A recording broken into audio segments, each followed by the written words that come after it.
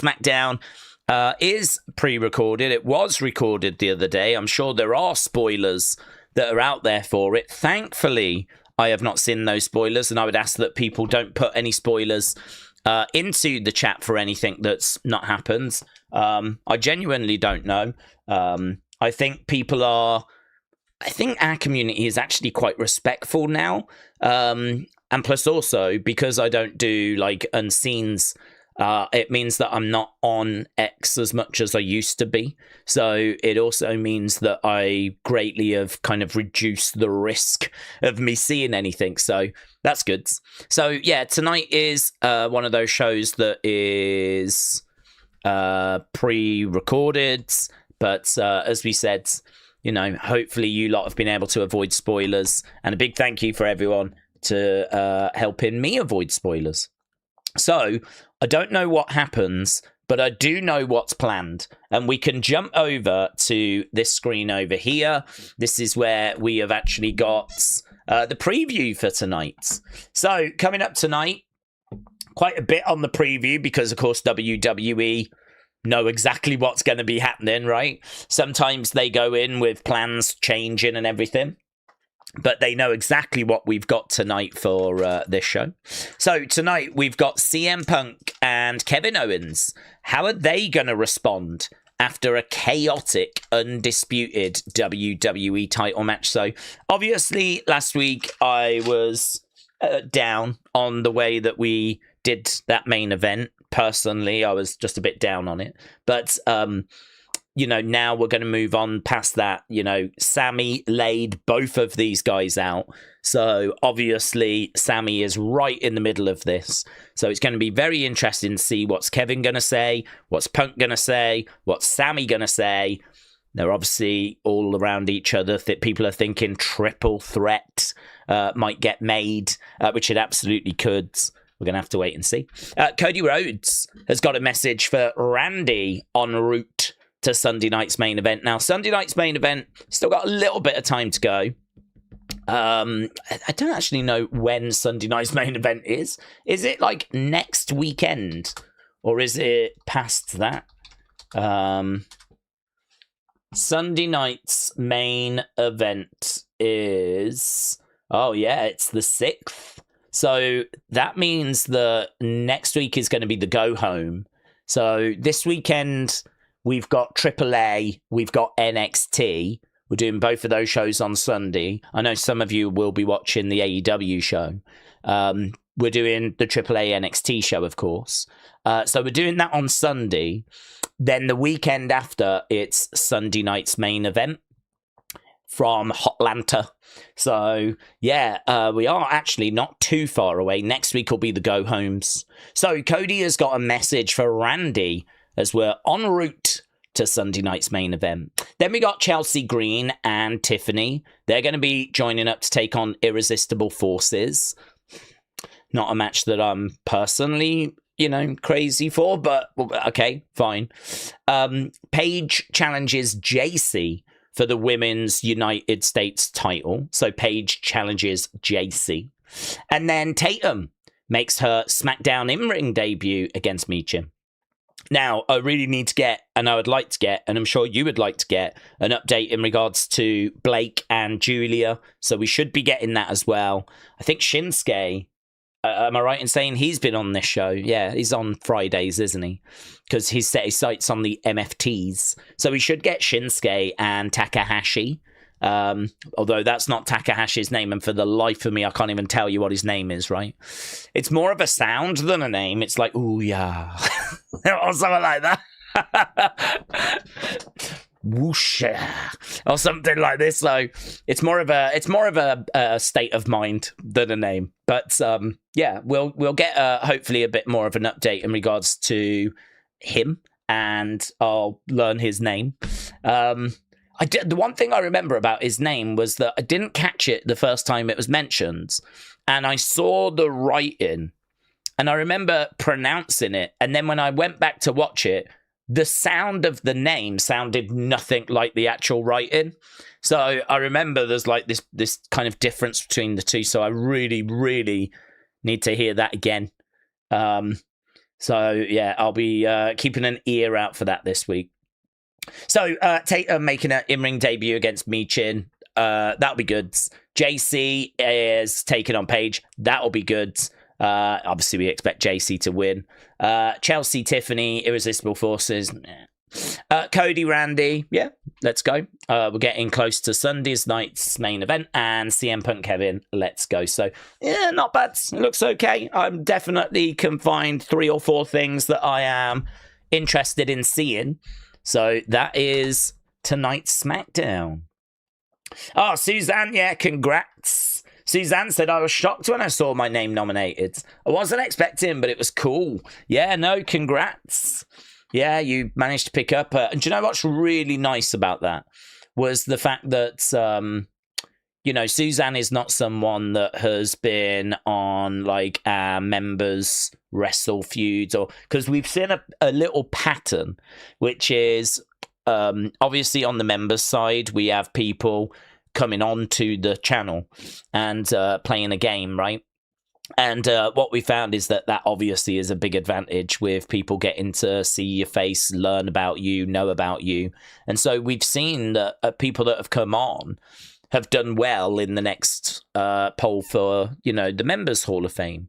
So I must admit, it was really nice seeing, like, Suzanne's name being mentioned, because I was like, well, I know Suzanne's not been on. I know I've not had the pleasure of speaking with Suzanne. So, yeah, it was really cool to see, like, the fact that Suzanne is here on a regular basis in the streams, valued member of our community, still getting recognition from, the members on the channel that have seen that and nominated. So I thought that was great. I must admit, yeah, that one, I was like, oh, that's really cool. I mean, listen, whoever gets nominated deserves it, because we got so many great people in our community that, like, I mean, there has been times in the past where I've thought, do I need to increase the amount of people that go in every month? Because honestly, like, there's so many people that can go in. There's still, so many people that join us on a regular basis that are a positive, active part of the community that absolutely can go into the Hall of Fame, right? But I think just one a month keeps it special. I think one a month works. If it's not broken, then don't fix it. That's the old saying, isn't it? So that's why I've always just left it alone. And I've just left it to be in, like, one a month. We do 2 at Christmas. And we did 2 in January as a bit of a celebration for the tenure of the channel, right? Because the channel was 10 years old in January. But other than that, it's just 1 a month. We'll do 2 in December, though. It's always a little Christmas bonus, little Christmas treat. But yeah, many congrats. You can actually vote right now for who you want to see go in for July. We'll announce the winner on Sunday. So yeah, there's a poll that's just up, and everyone's deserving. Everyone's deserving. We've got some people that have, God, blimey now, we've got Jim, for example. I mean, Jim's been with this channel about as long as I have.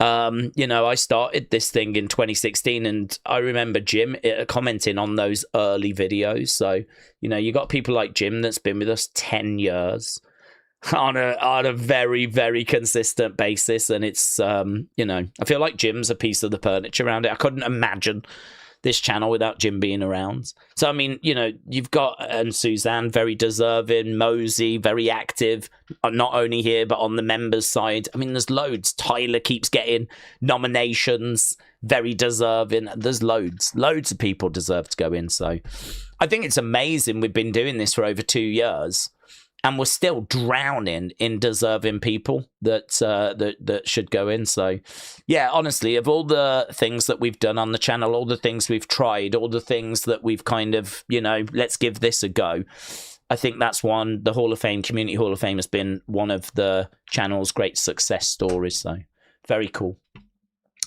Connor, hello, said, did you hear the news about WrestlePalooza? Do you know, I heard it on the web. Yesterday, I did a watch-along for the members.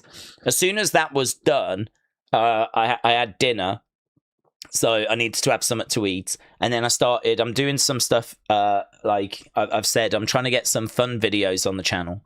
And the frustrating thing with that There's a couple of frustrating things. First one is obviously WWE are cracking down on content being used, right? Their content being used. That has really changed a lot. And so I'm having to now try and find a workaround for that. And then the other thing is, you know, you might want a clip from a certain show. You can't find those shows. If you go to Netflix or something, there's so many Raws and Smackdowns that are missing. So I'm having to figure out what clips I need. Then I'm having to try and figure out where to find the shows. Then I'm having to figure out, right, I can't actually use the footage because WWE will hit me with a problem like a strike. So what's my workaround for that? The whole thing is so long and complex and just, ugh. So anyway, that's a whole thing, right? That's a whole drama. But bottom line is, I am chipping away at doing some stuff behind the scenes. And I think you've seen the upgrades on the channel. Obviously, we've upgraded this. We've upgraded the thumbnails. You know, I think we've got a little bit tighter in a few areas. Still work to be done, of course. But it's like, what is it? Painting that bridge, that famous bridge. The one, I can't remember what it's called. But is it the one in Sydney or... let's go Eiffel Tower. It's like painting the Eiffel Tower. They say as soon as you've finished, you have to go to the bottom and start again, don't you? It takes that long. And there's always something else that, you know, needs looking at. You never quite get it done. I feel that way about the channel. I sort one thing and then something else needs sorting. But anyway, I didn't see WrestlePalooza news until Tommy told me on the Wrestling Escape Pods. And he was like, it's in December. And I was like, is that been actually announced? And he was like, yeah. I was like, no way. I did put a tweet out after the Wrestling Escape Pod. The Wrestling Escape Pod was so good yesterday. I mean, genuinely one of my favourite episodes in a long time. Normally we have a good little chit-chat, whatever. But, man, to actually have some stuff that you guys sent in to sort of bounce off, have some fun with, I thought it was really, really fun. So I don't know if people enjoyed it. I thought it was really good. So yeah, big thanks to everyone that's joined us for that yesterday, and certainly to the people that took part, because people sent videos in. So if you want to put some faces to some community members' names, check out Wrestling Escape Pod, because there's a few people that sent some stuff in. Big thank you to those people. So I got told on the Wrestling Escape Pods, I saw that it was in December. I know it's part of the 3-year deal. I did read, actually, it's just a 3-year deal. It doesn't mean it's going to be December every year. So it looks like it's December this year, but it doesn't mean it'll be December next year. It could be, might not be, but no word that it's definitely every December. But they get a Raw, they get a Smackdown, they get a PLE. And it's, you know, this year it's WrestlePalooza. It could be WrestlePalooza every year. But again, I have to stress, the article I read did not say it is December every single year. And I think that's just worth mentioning, because this doesn't mean that we've now got a December PLE for every single year. It just means that Australia get a Raw, a Smackdown, and a PLE, and WWE can fit that in whenever, right? It could be December, because December is a gap. There is no PLE in December. There's just a Saturday night's main event, right? I think historically those December PLEs have never performed well, because people are obviously out buying gifts. Work can get busier. I mean, certainly for me, anything in December was a no-go for me. I mean, it was really hard to kind of keep up with what was happening with wrestling in December, because I worked in retail, and December is just bonkers. You know, you would do the kind of money you would take on a Saturday is just what you would do in December on a random Tuesday. You'd be doing Saturday money on a Tuesday. I mean, I remember, like, I think the biggest day I was ever a part of was like 150,000 pounds we took in one day. That was, you know, I mean, we sold CDs and DVDs. We weren't selling cars or anything. We were selling like £10 CDs and £10 DVDs and things cheaper than that. So to do 150,000 pounds in a day, you can imagine how busy that was. very busy. I mean, it was like all the tills from the moment we opened the doors to the moment the doors closed. It was pretty much all the tills just going. Having to restock shelves and all of that stuff. So, yeah, it was pretty full on, pretty crazy, pretty non-stop. So, trying to watch a PLE in December was not going to be happening. And I think that obviously there's a lot of people in that situation where December's very busy, hectic, lots of disruption. So, for me, because of what we do, I'm pleased that we've got one in December. I'd rather have a PLE than not have a PLE. The other thing as well is this actually works not too bad for Australia because I believe it's their summer at that time. So, it's not winter for them. It's summer for them. So it might be winter for us, but it's summer for them. So actually going to Australia to do a PLE at that time of year, no drama, You're certainly not going to have to worry about snow or anything like that. First of all, it's Australia. Second of all, it's their summer. So... yeah, it's good. Thumbs up, honestly. Yeah, I'd much rather have a PLE in December than not. I would much rather have something that we build towards and look forward to than not. It is in Australia. I always think whenever we go abroad and it's not Saudi, the shows are a little bit two-dimensional, shall I say? Like, on paper, it might be like Cody versus AJ. Like, we did that, didn't we, at Backlash in Paris?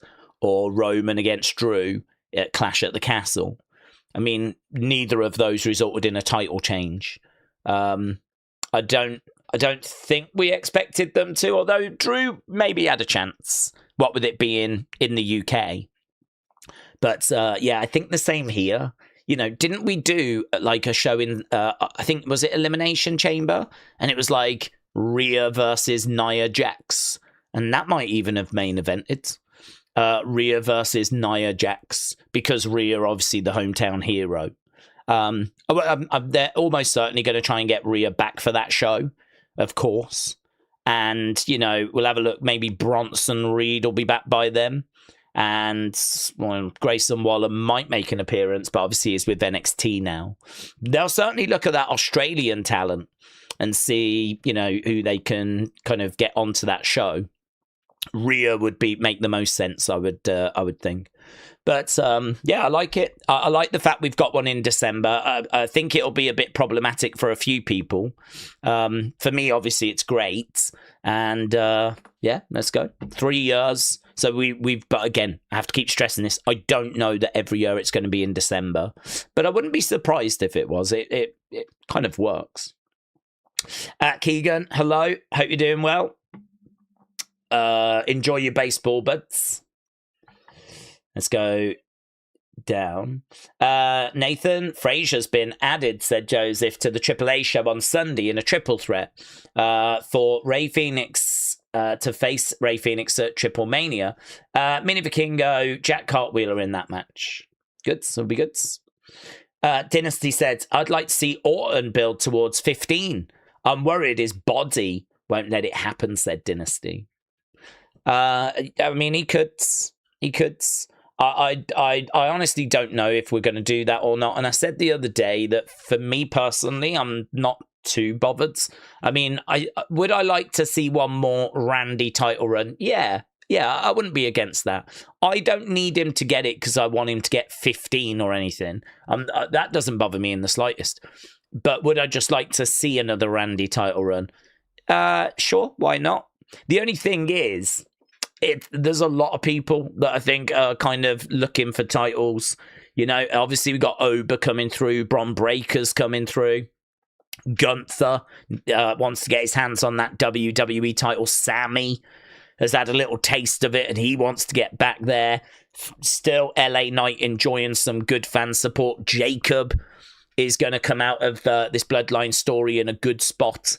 I mean, he went into it challenging Roman for the titles. When he comes out of it, I've got to think he's going to still be at that level, right? If not higher. Because I think they're going to want to use this Bloodline story to actually, really propel Jacob. So it's crowded, isn't it? There's a lot of names that are around, as well as CM Punk, Cody Rhodes, Drew McIntyre's going to come back. He's going to want a championship. I mean, it's crowded. Kevin Owens is back. And, you know, he's not going to want to, you know, not get another world title. So it's very, very crowded, very clustered at the top, and very cluttered. And yeah, I don't know. I'm with you. I'm not sure if we see it or not. But I'd be down for another Randy run. I'd be down for another one.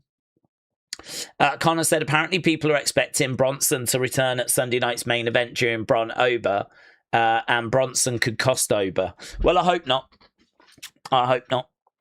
I don't want any outside interference in that.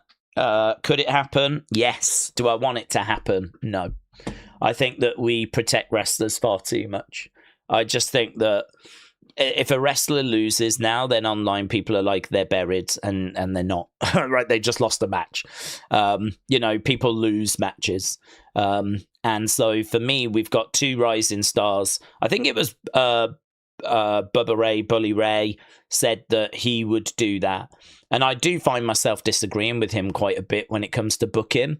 I think he was a great performer, but I do find myself disagreeing with him when it comes to booking, because he was saying he wouldn't want to see either take a loss. But I actually think that this is a really good way of building character. I actually think this is I think this is a positive. I'm actually going to go completely the other direction. I don't think this is a negative at all. I think it's actually a positive to have a clean winner, because you're hyping up a match. You're building and promoting this big dream match, right? Just like you did with CM Punk Kevin, where you showed us this dream match that we didn't think we were going to get, and you gave it to us. And so, you know, we had weeks of promos, and we had weeks of conversation, loads of chatter about who's going to win, how they're going to do it. Could they go with Kevin? It is in Canada, blah, blah, blah. And then, of course, you know, my frustration last week was that we get to this dream match. This was not a normal match. This was a first time ever meeting dream match. And we do a screwy finish. Sammy gets involved. Now, listen, I get that that can be part of the story. I understand. But it didn't have to be. Sammy could have still got involved, but got involved after the match. I just think that you've dangled this carrot. You've told us all this is a first time meeting. It's really exciting. Get excited.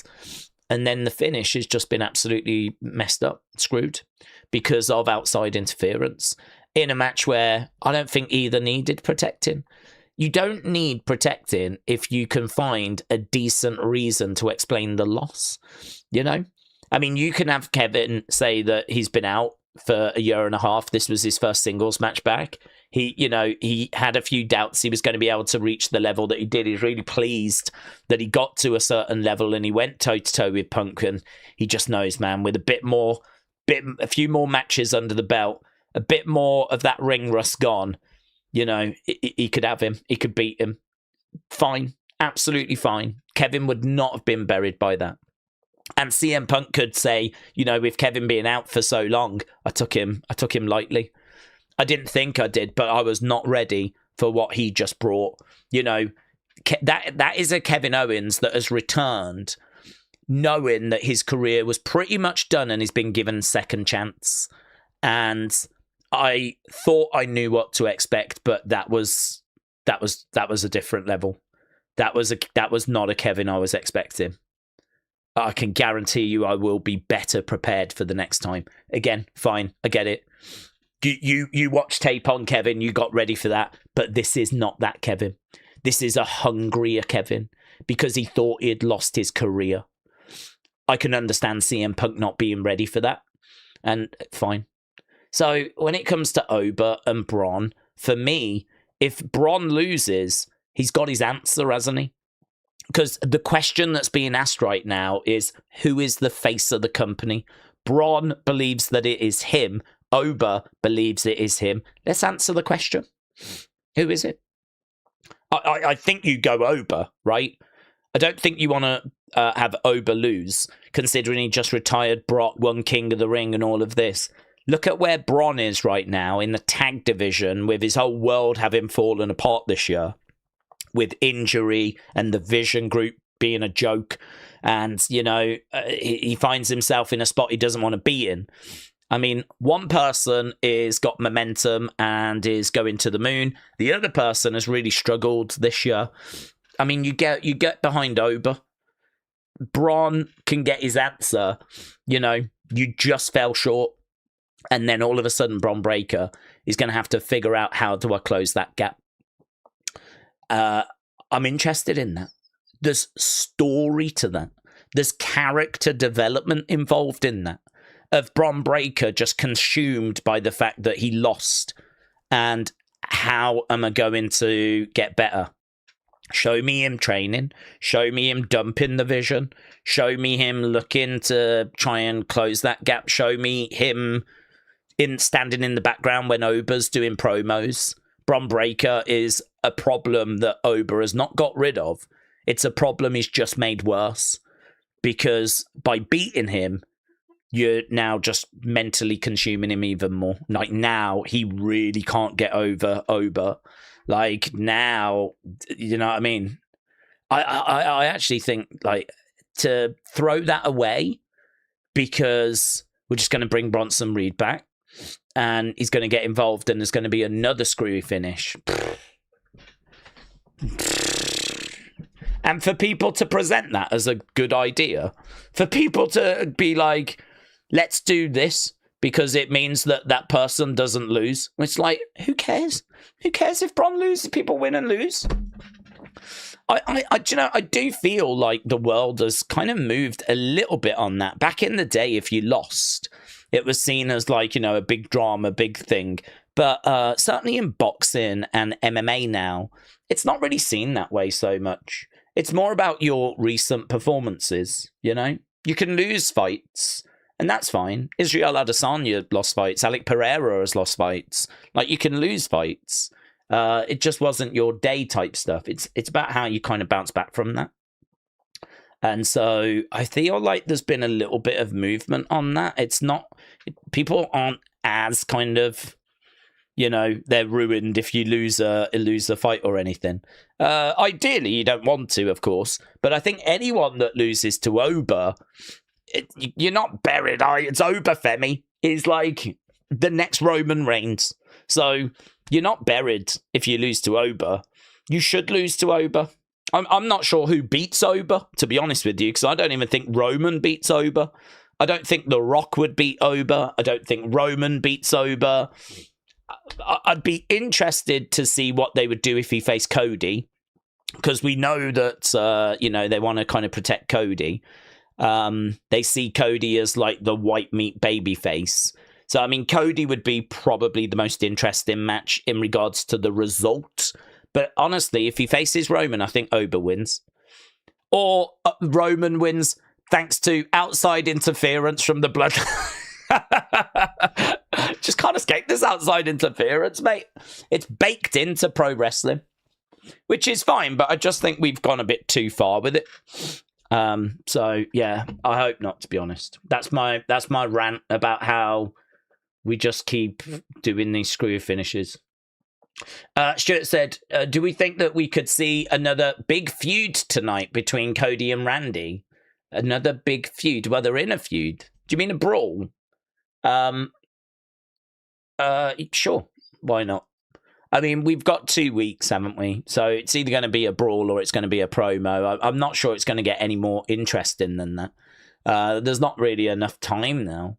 I wouldn't mind something to do with the bus or something to do with Brandy. Or, I mean, I really wanted us to dig into Legacy.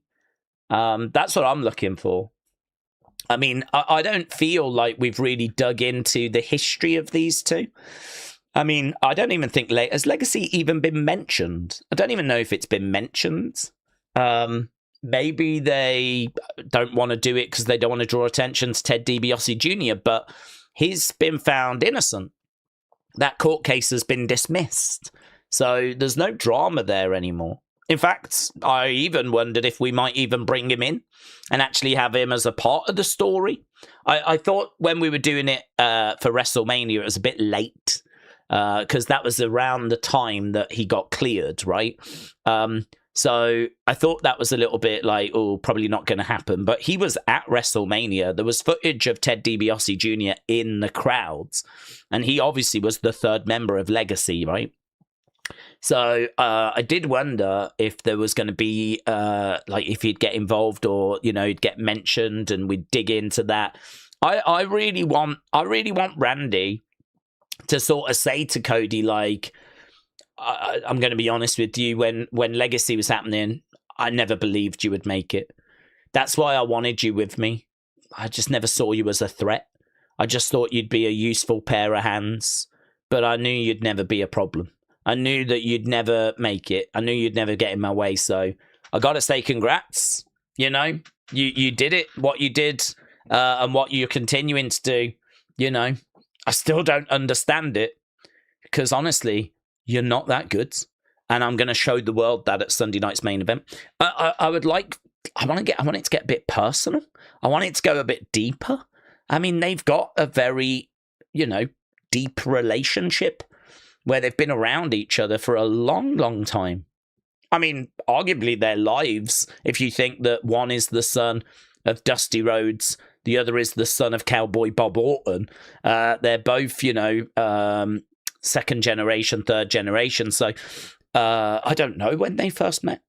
But like, I'm sure they've been around each other for a long, long, long, long time. Certainly they have in WWE in their careers. So yeah, I'd like to flesh that out a little bit more rather than a brawl. But I don't know. We could get a brawl tonight. Could be a promo and a brawl. We are getting very, very close. Jason said £150,000. That's a lot of merch, says Jason. Yeah, well, that was our busiest day. Going back a long time ago. I mean, God, you wouldn't do that now. Nowhere close. I mean, I'm talking about when physical media was king. You know, now. Well, I do know, actually. I know the same shop that I used to work in, Christmas just gone, on one of their busiest days, did 30,000. That's how much that whole world has collapsed. Go back, like, you know, to when I was there. Not because it was me, but just because the world was a different place. And people were buying CDs and they were buying DVDs and there wasn't all these streaming platforms. The shop was doing 150,000 on its busiest day in December, and then you fast forward to, I think it was I don't think it was this Christmas. It might have been the Christmas before, but I know on one of its busiest days it did 30,000. I mean, that is how much that whole world has just disappeared. Physical media is sort of dead. They say that, like, it's coming back and vinyl's coming back, but I mean, you hear those kind of numbers and you go, well, that's a bit of a difference, isn't it? 150,000 to 30,000. That's a bit of a difference. So yeah, it's such a shame. That was, you know, if this goes wrong for me, I've said many times, I would go back to working in an entertainment store, DVDs, CDs, vinyls, love it. But unfortunately, I'm not sure there'll be any shops for me to go to because that world's kind of gone, really. What other matches do we think will get added to Sunday night's main events? Honestly, I've not thought about it. I don't even know where we are with Sunday night's main event. How many are on there right now? Sunday night's main event has got 3 matches. So I think there'll be another 2 that get added. Because just looking at the past few, we have had 5. We've had 5 matches. There was one earlier this year that was just 3 matches. That was in January. But all the others, even the 2 since, have been 5. So we got Cody, Randy, Ober, Braun. I mean, it's good. That is really good. Baron Corbin, Little Yachty. We've got that match. To be honest, that's only going to be like 5-minute time limit. Little Yachty's just got to run away for 5 minutes, so that'll be fun. Then we've got like there'll be 2 more that get added. I mean, I don't know. Will that triple threat be added? I don't know. We certainly need to get some women's matches on. We ain't got no women on there at the moment, so we need to get some women's matches on. I feel like Becky, Stephanie, Liv, something around that could definitely get added.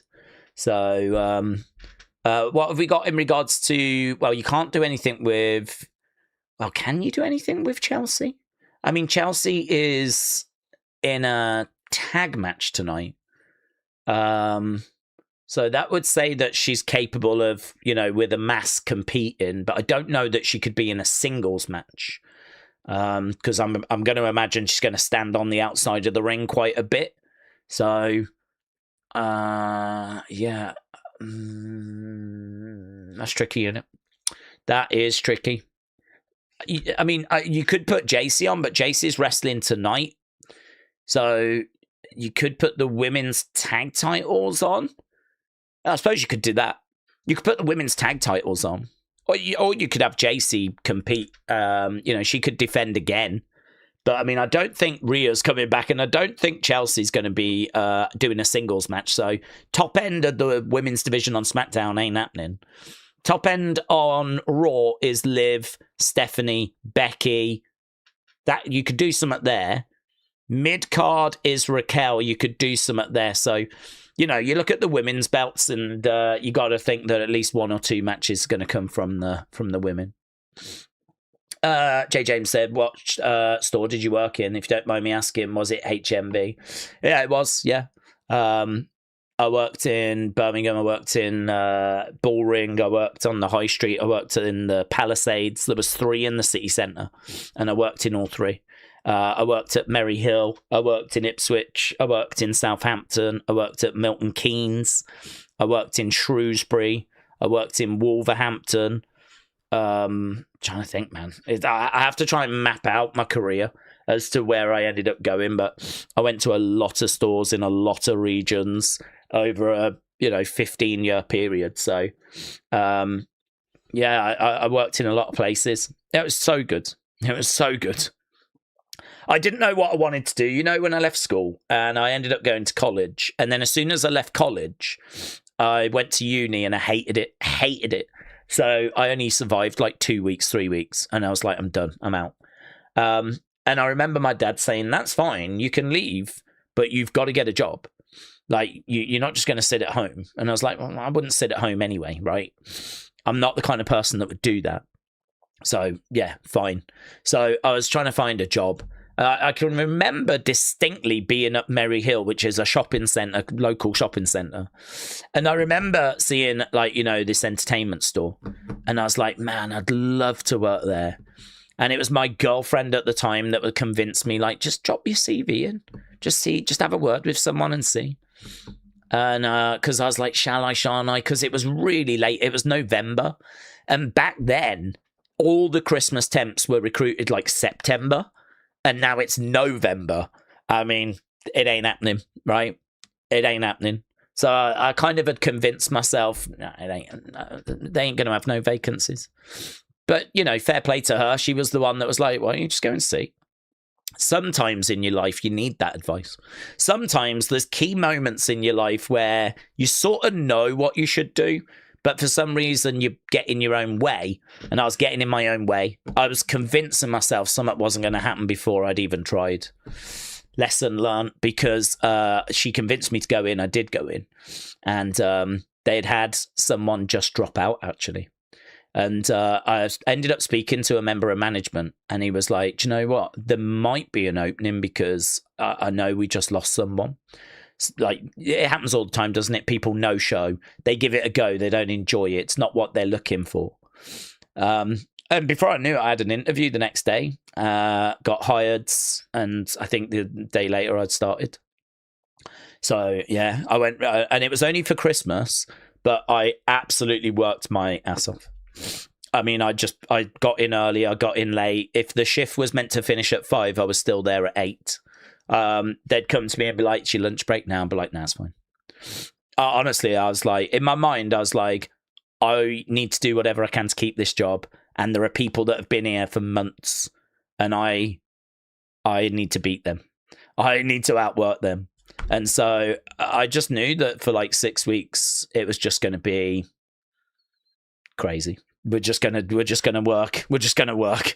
So I did, and then it worked, and they kept me on after Christmas, and then I spent 15 years with them, that company, and I loved it, and it was brilliant, and it was really hard for me to decide: do I pursue this or do I stay with that? And I really didn't know what to do, and yeah, I don't know. Both have got their pros and cons. I mean, one is very social. You're with people. Like, you know, cool people going for drinks and selling product that you love.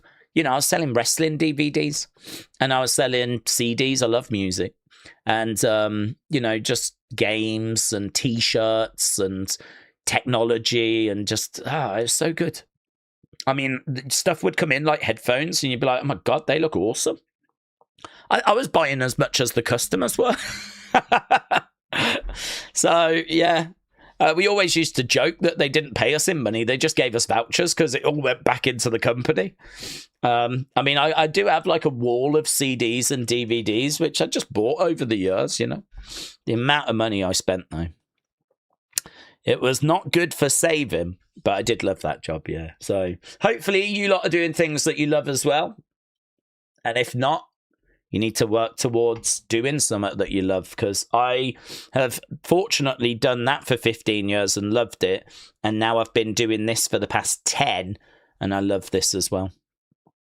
And there is an overlap there before people go, oh, I thought you was only 21. Yeah, I was doing both. I was juggling both at the same time for a bit. Right. hello. People are saying hello in the chat. Where are we time? Oh, we're only 45 minutes in. We've got loads of time. That's good.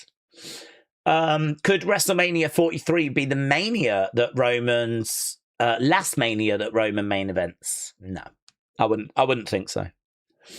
Roman's such a big star that even if he was to go away for a little bit, he could come back and main event down the road. You know, we could do Roman Bron Breakker. We could do Roman Jacob. We could do Roman Ober again. I'd imagine we will do it, but we could do it again in a few years' time. You know, I think Roman will be in that sort of category like The Rock, where not as big as The Rock, although if Roman did go to Hollywood and was successful in Hollywood, that would obviously elevate his profile. So I don't know what he's going to do when he kind of calls time on his wrestling. If he'll come back and do some part-time stuff. But no, I wouldn't be looking at next year as like, oh, this is Roman's last main event. I mean, I don't even know how long his contract's running till. And even then, does he just sign a contract where he just appears at Mania?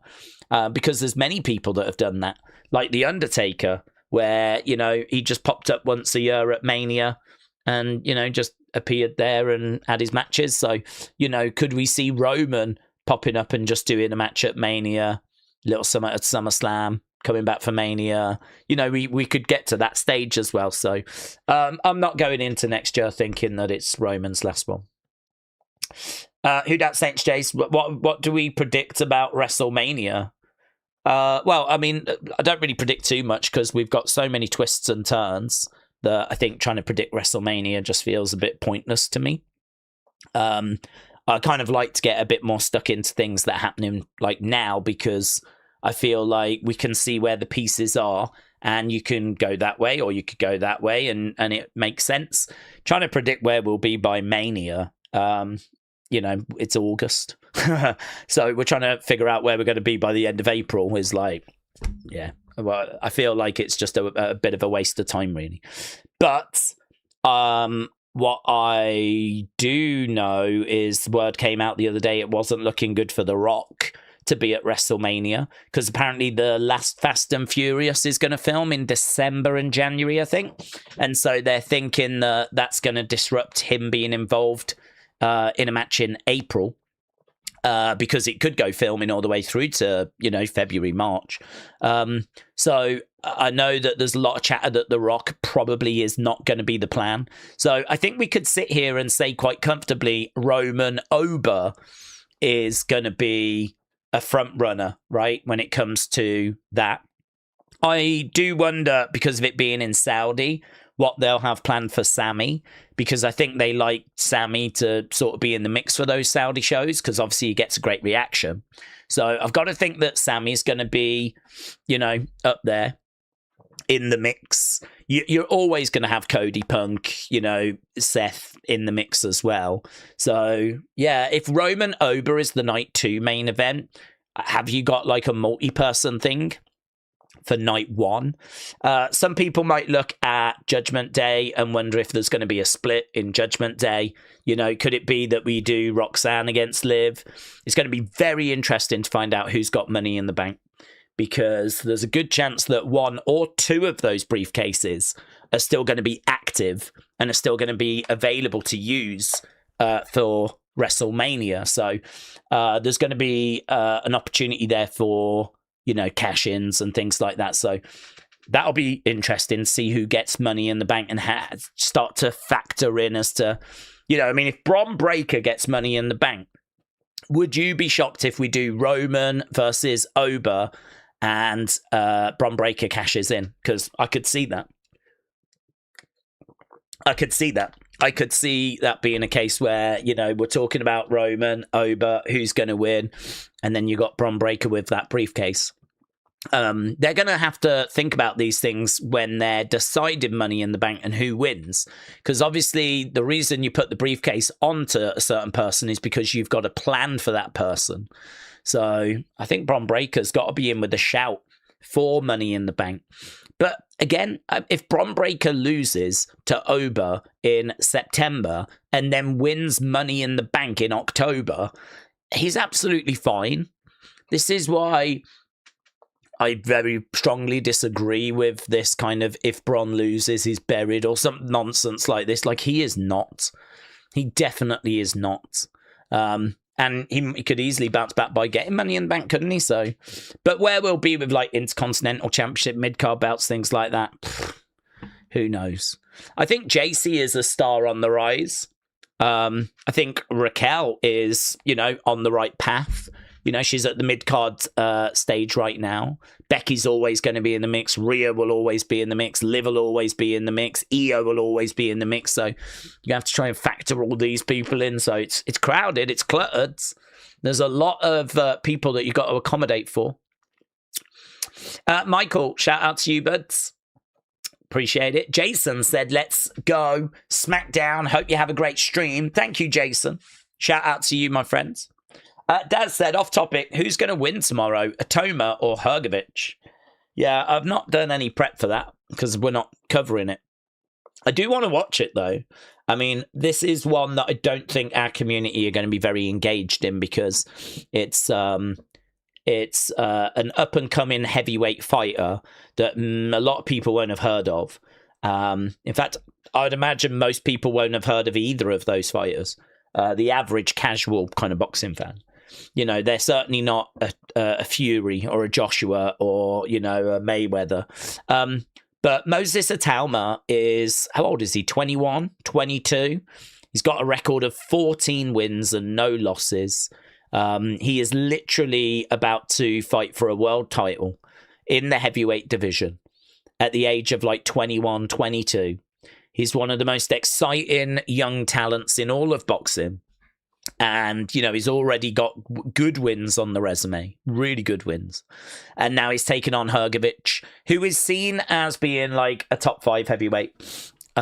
You've kind of got like Usyk, then you've got, I don't know, who would be up there? Hrgovic would be up there. Dubois, maybe, might be up there. That German guy would be up there as well. I can't remember his name, but he would be up there. But yeah, Hrgovic would be in that kind of mix. So Moses Atalma, who's 21, 22, is going to have to beat a top 5 heavyweight to try and win a world championship in the heavyweight boxing. I mean, it's it's pretty special, honestly. I think if you know your boxing and you follow boxing, it's a real exciting one. So much so that even though I don't think it's got appeal for our community, I still want to watch it tomorrow. Thankfully, there's no wrestling on tomorrow. For some reason, the NXT show is on at the same time or around the same time as the AEW show, which is very weird. That they, it's really unfortunate when that happens. But yes, we're going to be doing obviously NXT and AAA on Sunday. So Sunday we're busy. Tomorrow I'm going to basically pretend it's Sunday, and I'm going to try and get some other things done on the channel. But one of the things I will try and get on in the background is that fight. So who do I think wins? Well, Moses Atama is a pretty big favourite, actually. The kid is a big favourite. I don't know. The thing is, he keeps being given a bigger challenge and a bigger challenge, and you do worry at some point he's going to reach his sort of limit. At some point he's going to get to the level where it becomes too difficult. And is that tomorrow? Is that Hrgovic? It could be. I mean, it's going to be Atama's biggest test so far. I mean, if he beats Hrgovic, seriously, there's probably only a couple of heavyweights then that he would struggle against. I saw Prince Nassim. He was talking about how he thinks Moses Atama would beat Fury and would beat Joshua. And, I mean, other than an Usyk, who has just given up all of his belts, I think Usyk knows that his skills are declining. I think he knows, probably from, training, that he's not as sharp as he used to be, as quick as he used to be. I think he knows it's time to step away. I don't even think Usyk would want that fight. I don't think he'd want to face young Moses Atama. So, I don't know, man. The kid's so exciting. I'm going to say Moses does it. I'm going to hope that Moses does it, and I'll be watching tomorrow. Chris, shout out to you, my friend. Join us. Daze and this community are the best. Chris, thank you, my friends. Appreciate it. And Chris also, with those kind words, firing in a gifted membership as well, which is really cool. So someone benefiting from that. So Chris, thank you, my friend. And King Yeti as well, firing in some gifted memberships. King Yeti always so supportive of the channel, and it really is appreciated. So King Yeti, thank you, my friend. Welcome to all those that have benefited. We do streams on a Monday, Tuesday, Wednesday, Thursday, Friday for members. We've got a very active members side of the channel, and yeah, some good stuff going on, man. I really do enjoy what we're doing over there. I think we were doing some good stuff. We had a fun championship game tonight for the members. We've been doing watch-alongs. We've been doing quizzes. We've been doing chats. We do try and get a few different things done in the week, so come and join us. Come and join us. Yeah, and Sonny said come and join the Discord as well. Links in the description. Hang out. Sonny, I hope you're well. Netforce said, I don't think we're going to get Roman Rock. I think that ship has sailed now, said Netforce. You could be right, but I hope you're not right, but you could be right. I'd still like to see it. It may not live up to expectation, but I'd still like to see it. I think if you put the great wrestling minds together, I'm sure even at this stage we can get like a decent match out of it. I'm sure there can be bells and whistles and whatever we need to do. But just think of that poster. Think of that poster and think of that moment where Rock steps up to Roman. I mean, you could do it frame by frame, the same as when he stepped to Hogan. You could actually have the two moments kind of playing at the same time and make it so that it's every movement is exactly the same as it was, kind of a thing. Just to kind of mirror just how big this moment is. It's so big, it's comparable to when The Rock faced Hogan back at WrestleMania 18. So there's a lot of romance in there. There's a lot of nostalgia in there. There's a lot of opportunity in there. But But yes, I mean, I agree with people. The longer that this is going on, the less likely it's becoming. And I mean, if Saudi money can't get it done, then the problem is The Rock's quite small at the moment. I mean, he really slimmed down this year for a movie role. I've not seen any images of him really putting that mass back on, you know? So, I mean, I don't even think physically he's in a great shape. I don't think physically is in the right place to have, like, the match at the moment. But I don't know, it's hard, isn't it? I mean, we said before, WrestleMania is every year, and so you can always just wait for the next year. But if they're about to film the last ever Fast and Furious, I mean, it's now or never, isn't it? You're either on board or you're not. I mean, you can't do that next year or the year after. It's now. So are you in? Are you out? And that's the problem with Hollywood. It's just not flexible. Like, movie projects are happening and they're very expensive, hundreds and hundreds of millions of pounds budgets. And, people being, other people's schedules getting aligned and everything. Like, it's very, very structured. And so if he's got to do that, he's got to do that. Yeah, it's hard, really, really hard. I'm sure he would like one last match. I mean, I'm sure he would. One thing you always hear, like that story from Triple H, which he was at the Emmys or something, right? And they had this big poster of The Rock. And it was him as a wrestler for some reason, right? And it was a high-definition picture. And Triple H took a screenshot of it, right? A picture of it, sent it to The Rock. And he was like, do you see the goosebumps on your arm there? You ain't getting that from Hollywood, mate. And he sent that over to The Rock. Because this picture was like high def and it was so big, you could see the goosebumps on The Rock's arm from, like, loving being in the moment. And, even The Rock has shared that story of Triple H sending him that picture. And it's true, isn't it? I mean, if you're on a film set, you're just, sat around waiting for your scene, you're learning lines, you go and do the thing, cut, good, yeah, that was good. I mean, yeah, great. But it ain't the same as walking out with 70, 80,000 people at WrestleMania with your music blasting and the crowd going crazy and you're the man, You ain't recreating that on a movie set. So I've got to think that he wants that feeling again. It's addictive, for that moment, you are the man. You are the man. And not the man to a few people, but the man to tens of thousands and millions around the world. The eyes of the wrestling world are on you. And you ain't getting that from Hollywood. You ain't getting that on a movie set. You might get a little bit of it at the film premiere, but or if you go to, like, get an award or something, and you might get a little bit of it then, but ain't the same as 70, 80,000 people. So I would imagine he would want that feeling again. But time's running away, isn't it? You're absolutely right. You're absolutely right. Angel Imperius said Perth is going to host WrestlePalooza. WWE signed a long-term partnership. What do we think about it? Yeah, we touched on it at the start. I think it's good. I think it's good for our Australian WWE fans. Great for them. They deserve it. Australia's always been, actually, believe it or not, quite a hotbed for wrestling. Even going back to the territory days, there was wrestling in Australia. So, they've always had a passion for wrestling, pro wrestling. And, it's very easy to sort of forget about Australia because it's kind of down there, tucked away. And so I think it's good. It's good that we do go there on a fairly regular basis, right?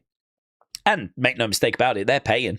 They're going, hey, WWE ain't doing this out of the kindness of their own hearts. Perth are spending the money.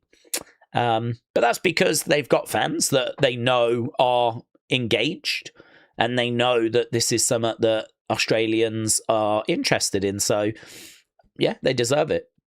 They're always good crowds as well. And I like the fact we're getting a PLE in December. The alternative is we don't. And then that's fine because, I'd kind of like the Christmas episodes to be a little bit themed. I don't know about you, but I want a bit of eggnog, which I've never had, but I want some eggnog. Yeah, I want a bit of Christmas cake. I want a cracker. I want whatever, right? I want the whole trimmings. I want it to feel special, Christmassy. I'd kind of like the show to sort of reflect that. We do decorate the entranceway a bit, but I don't know. I love Christmas. I'm a softie for Christmas. I'm not like a humbug Scrooge or anything. I do like Christmas. I think it gives you that sort of warm feeling. You think about those Christmas films and, the shops being all the windows decorated. I suppose for me, because I worked in retail and Christmas was such a massive thing, really, you just spent all year building to Christmas. But, for me, like, I've spent my whole life pretty much Christmas being treated as special and an event. And it's a big thing, and you build to it, and it's important. And I've kind of had that message every year because of retail, but also we obviously celebrated Christmas as does a lot of people around the world when I was young, and we did the whole Santa thing, going to my grandparents and seeing the rest of the family, and we all have our own little traditions. So I kind of want Christmas to sort of still feel very Christmassy. I want WWE to still give me those feelings. And I think they've kind of dialed back a little bit on it, but I'd like to see, I don't know, I like the entranceway having the presents. I honestly don't mind a Miracle on 34th Street fight, although I feel there's other things we could do, right? I'm sure there's some other stories or some other match types we could do. But having a PLE in December as well is quite nice. The only thing is, as we said, it's summer for Australia. You're not going to get your usual Christmassy feel from that show because it's going to be sunny. It ain't going to be snow on the ground. It ain't going to be like the traditional Christmas imagery. You know what I mean? It's like going to be Santa in a bikini type stuff. I don't even know what I wouldn't even know what Christmas feels like for an Australian person. Like, for me, I think of snow and I think of snowmen, and that imagery is so strong. There's cartoons and all this stuff that's all that, wrapping up warm and everything, hot chocolate by a fireplace. I mean, none of that would exist for Australia. There ain't no wrapping up warm. There ain't no snow. There ain't no snowmen. They're completely different, isn't it? I'd imagine they just play beach volleyball or something. I don't know. What the flip do they do? I don't know. Christmas in Australia, I'm sure there must be a great YouTube video on that. Just showing Santa on a beach, getting a tan. I don't know. Wild. So, maybe not going to be quite the December show that I'm looking for, or, it's going to fit the traditions in my mind. But I'll take a PLE over not taking a PLE, absolutely. Reese said, Daze, how are you? I love the sport and the wrestling at Christmas. Love the content and the community, says Reese. Reese, shout out to you, my friends. Yeah, we're blessed. I've said before, like, we talk wrestling, we talk about lots of things, but we just have found cool people that want to talk wrestling or want to talk about what's happening in the world or whatever. And, we dig into that for a few hours before each of our streams. So, yeah, we do that obviously tonight, even though it's a tape show. I really appreciate, so many people joining us. It's brilliant to see people still around, still, really excited about a show, even though it was taped. I've avoided the spoilers. I hope you've managed to do that as well. There is going to have to be a little bit of annoying pausing and all that stuff. So I'm warning you in advance, right? We know what these tape shows are like. I'm watching on Netflix. Many of you are going to be watching on USA Network. Some of you have got that responsibility to let me know when we go to commercial break so I can press pause. But we've done it so many times now, it actually works pretty seamlessly, to be honest. But there is going to be that disruption. We are back on Sunday after tonight, and obviously we'll do the breakdown tonight, but we are back on Sunday, and we've got a AAA show. It is just going to be one stream, by the way. So at the moment, it's set up for AAA. As soon as that show finishes, we're just going to stick around. I'll change the graphics and everything on the stream, but it'll still be the same stream. And then we go straight into NXT Heatwave. So there's a AAA show that then goes into NXT Heatwave, and then we'll do the NXT Heatwave breakdown after. We'll do opinions video and everything. So pretty big day on Sunday. If you're not watching the AEW show, or even if you are watching the AEW show, come and swing by, say hello, share your thoughts. Yeah, let's go. This is an advantage of not watching AEW on Sunday, is that we don't have that, or what are we watching, or trying to watch both, and it being a bit messy. And some people just want to talk AEW, some people just want to talk about NXT AAA. Do you know what I mean? We don't have that clutter. We don't have that noise. We're very focused on what we're doing. So that is an advantage. There's obviously lots of disadvantages. It's obviously going to be the bigger show, isn't it, at Wembley? So I'm sure more people will probably be engaging with that. But, well, you know, whatever. I'm excited for NXT. I think the card looks good. AAA's card looks good as well. Should be a fun day on Sunday. So if you are around, come and stop by. Share your thoughts. Andrew said, call me crazy, but Oba is selling so good at the moment. Andrew, shout out to you. I think Oba's doing really well. Yeah, I agree. Miami Max said, makes sense to bring the gingerbread man back for Christmas. Do you know what? I'd tolerate it. I was not a fan of the gingerbread man stuff personally, right? I know many of you were. I was not feeling it. I just thought it was a bit silly. But whatever. You could bring it back. Do you know what I mean? That segment, those segments probably fit a lot better on a just bonkers standalone Christmas episode, you know? So I could vibe with that. I don't know, honestly. I was just trying to think what else you could do. I mean, we've done like it was mentioned before about Del Rio running over Santa. That was done in the past. We've had Stone Cold stunning Santa as well. Santa has featured. Obviously, we do a lot of those Miracle on 34th Street fights. We've done a lot of those over the years.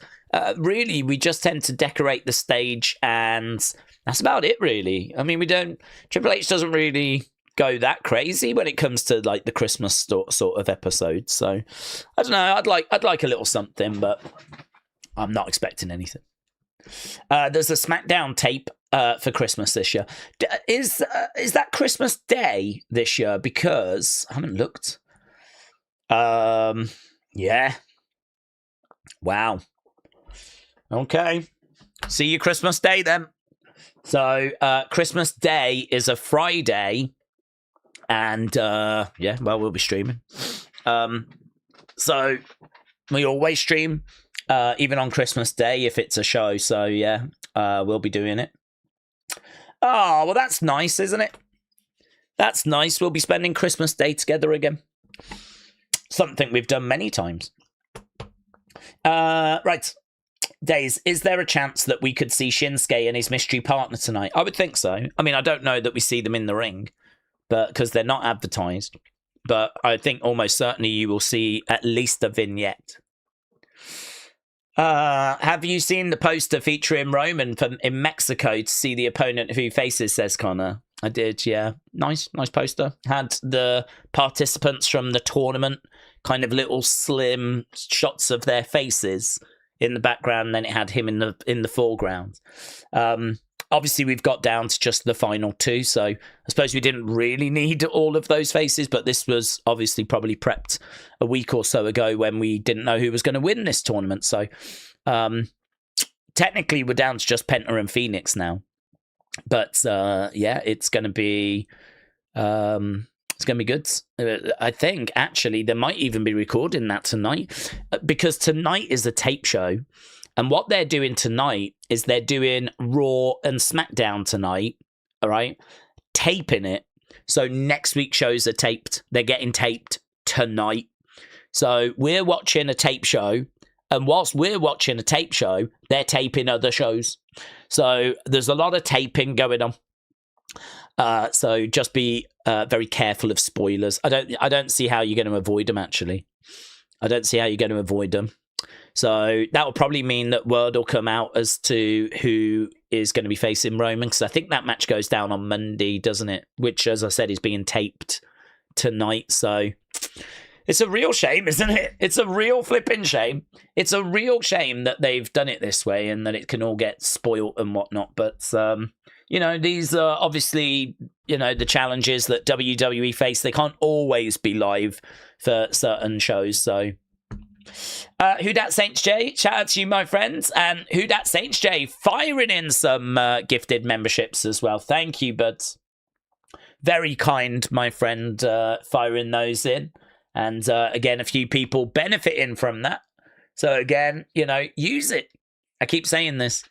We see all this generosity from people like Who Dat Saints J and King Yeti and Chris, and so many people have sent in gifted memberships over the years. But then, I don't think those people that get the memberships really make the most of them, because we do all these streams. And come and join us, man. I mean, we're live every weekday. I think it's around about 5 or 5:30 Eastern, right? It's normally about 5:30. Maybe that's a bit tight, but you can always catch up with it after. And we do different things each day. So come and join us. Come and join us. Join us. So Who Dat Saints J, thank you, my friends. Daze, Robbie, hello. Since we don't discuss Zilla enough, let's go. What are we thoughts on the rumors that he could come up soon, similar to what they did with Solo? Well, Solo was in NXT for quite a while, actually. I don't think he moved that quick. In regards to Zilla, yes. Zilla, it looks like they have learnt some lessons, maybe. And I mean, it's not what I would do, but then I'm also not in that situation, am I? So for me, I think it makes sense for Zilla. I mean, look, NXT is a developmental system. It's where you've got these brilliant minds like Shawn Michaels and Robbie Brookside. And, we've got really great trainers, right? Really great trainers that know what they're doing. They've been training talent for years and years and years. It's proven to work. If you look at, the success of the people that get called up, I mean, vast majority of the main roster came through NXT. And so you can look at that NXT system, see that we can take this, raw talent that doesn't know a wrist watch from a wrist lock, or a wrist lock from a wristwatch, I think is the old saying. And you train them up from scratch, right? So for me, him going to NXT, going through the same system that everyone goes through, or most people should be going through, working with those trainers, getting specialized training on areas that need it. So, if you need work on your promos, we can identify that. We can put a plan in place for that. If you need work on your in-ring, we can identify that. We can put a plan in place for that. We can improve the areas that need improving. We can target them. We can focus on them. We can, do you know what I mean? We can work on them. For me, that's the right environment for him to be in, which is why I always said he should go to NXT. Because look at Sol Ruka, who was in NXT, and she's gone to the main roster and seemingly had a few struggles with adapting, right? A few struggles with transitioning. I mean, I think in a year's time, 2 years' time, she's going to be absolutely fine, right? Maybe even 6 months' time. But I would imagine she will talk about this period in interviews.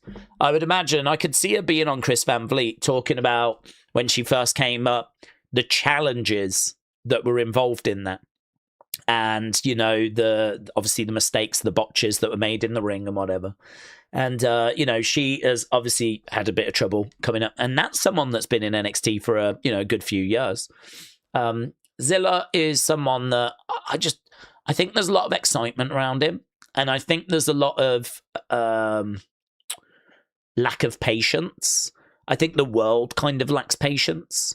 I think that in this day and age, everyone wants everything now. And it's like people like Zilla, and we've got to get him on the main roster now. Doesn't matter if it's in his benefit or not.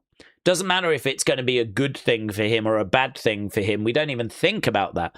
We just want him on the roster with Roman now, right? And I disagree with that. I just don't. For me, I'm more interested in, okay, you're telling me this guy's good. I haven't seen much of him, right? I've seen clips. But you're telling me this guy's good. You're telling me you're excited about him. Well, let's get him in then. Let's get him in. Let's get working with him. Let's put him, through the system that we've got, the structure that we've got, which is literally there to develop talent and improve talent, and that's why it exists. That is what that system is for. You take the raw ingredients of someone, you put them in NXT, a superstar gets spat out. That's what it's there for, right? And if it's not doing that, then it's broken. But there's nothing about NXT at the moment that says to me it's broken, right? So that's why, for me, you put him in NXT. So the word coming out, or the rumor coming out, that they feel that he can do his learning on the main roster and just be with his family, yeah, I'm not crazy about. I mean, unsurprisingly, I'm not crazy about it, because that is not a structured development program, is it? That is not an intensive, structured development program. That is you hanging with your family, kind of getting their feedback and, making your improvements that way. I don't quite know what that looks like. And that's obviously not a path that's open to everyone. Like, you're only really going to get that if your surname is Fatu, if you're part of the Anoa'i family. So what does that look like? What does that development look like? What does, how I don't know. I don't know what that looks like, because we haven't done it. So I don't know if that works or if it doesn't work. It's to me, it's an unnecessary risk. I don't really understand what the pros are. I mean, I suppose the pros are you get him on the main roster, but do we need him? Is Zilla more exciting than Jacob? Do we need Zilla on the main roster right now? I'm not to me. If anything, NXT needs Zilla, because NXT was struggling. So, no, I think Zilla needs NXT, and I think NXT needs Zilla. So this does not make much sense to me. To me, it just seems like you're a Fatu, you're an Anoa'i, let's put you with your family because they can train you. And it's like, well, that's not a very structured approach, is it? We're not doing that with other people. So... And plus, you got to remember, he's not coming in from AEW. He's not coming in from New Japan. He's not even coming in from MLW, right? I mean, MLW is not the biggest promotion in the world, but they're probably like, fourth? They're probably just below TNA. So they're probably like the fourth biggest promotion in America. He's not even coming in from there. He's coming in from Reality of Wrestling, which is an indie. It's Booker T's indie promotion. They put on local shows. He's been working a lot of indies. I know that he's made the odd appearance in TNA. He might have done the odd appearance in MLW, but he is not coming in from the same level that Jacob did, or Penta, or Phoenix.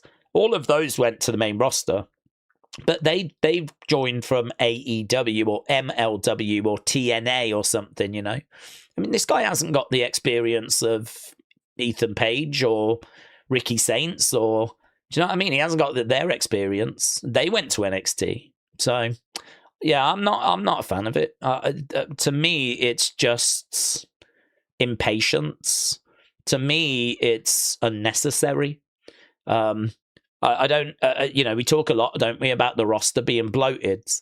And now here we are trying to shoehorn someone else onto it. And I don't really see the upside. I mean, the upside is that he can hang around with Roman and Jacob and all of that. I mean... Great. I don't care. I'm not bothered. It doesn't make any difference to me whatsoever. Get him up and use him for Survivor Series War Games. Yeah, okay, brilliant. What are you going to do with him after that? What do you do after that? He just hangs around with the Bloodline or hangs around with Jacob or something, or I don't know, man. I mean, to me, I'm thinking, let's work on his character. Let's improve his promos. Let's improve his wrestling. Let's put him in the place that was literally built to do that, which was NXT. So I think there's a bit of impatience amongst fans. I think that I'm surprised that WWE have sort of gone the way that is being suggested, and that would be to move quickly with Jacob. But, you know, to play devil's advocate, perhaps they've learnt something when it comes to the family, right? This family. Perhaps they've learnt that, you know, perhaps Jacob has said that since joining up with the Bloodline or being around Roman, being around Usos, being in program with them, or maybe Solo has said something about how, you know, Solo has been in NXT and he's been in the Bloodline. Perhaps there's been comments that have been made that suggests that the best learning they got was when they were with their family. And listen, if I'm Triple H and I've got Solo or Jacob or whoever talking to me saying NXT was brilliant and it helped, but I found that I was getting more tough love. It was clearer what needed fixing when I was with my family. And if I'm being told that, then, you know, then I can at least understand a bit more why I might want to bring Zilla into the family, because you're convincing me it's in his benefit and that it's going to be better for him than being in NXT. But that's what this comes down to. For Zilla's development, is it better for him to be in the Bloodline on the main roster or in NXT at this stage in his career? And seemingly they seem to have convinced them that it's better that he goes into the family. So let's go. You know, I want what everyone else wants. I want it to work. I want Zilla to be a success. You know, yes, we kept after hearing his name year after year after year. Yes, it was annoying, but it doesn't matter anymore because he's in, right? So he's here now. So now I think we all just want the same thing. We just want Zilla to be the biggest success that Zilla can be. That's what we want. That's what I want. But obviously there's going to be different ways of achieving that, different ideas of achieving that. But equally, this ain't a hill worth dying on, you know? Of all the things that we talk about and all the things that are going on, I think if I was in the creative team or I was in Triple H's ear, I would voice my concern about bringing him up this soon.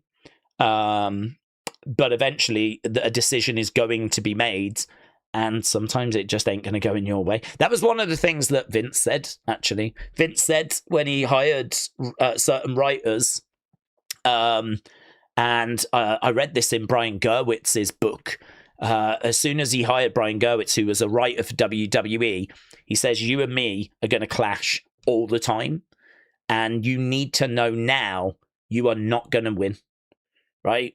We're going to clash all the time and you are not going to win. You need to accept that now. That's what Vince said to one of his writers.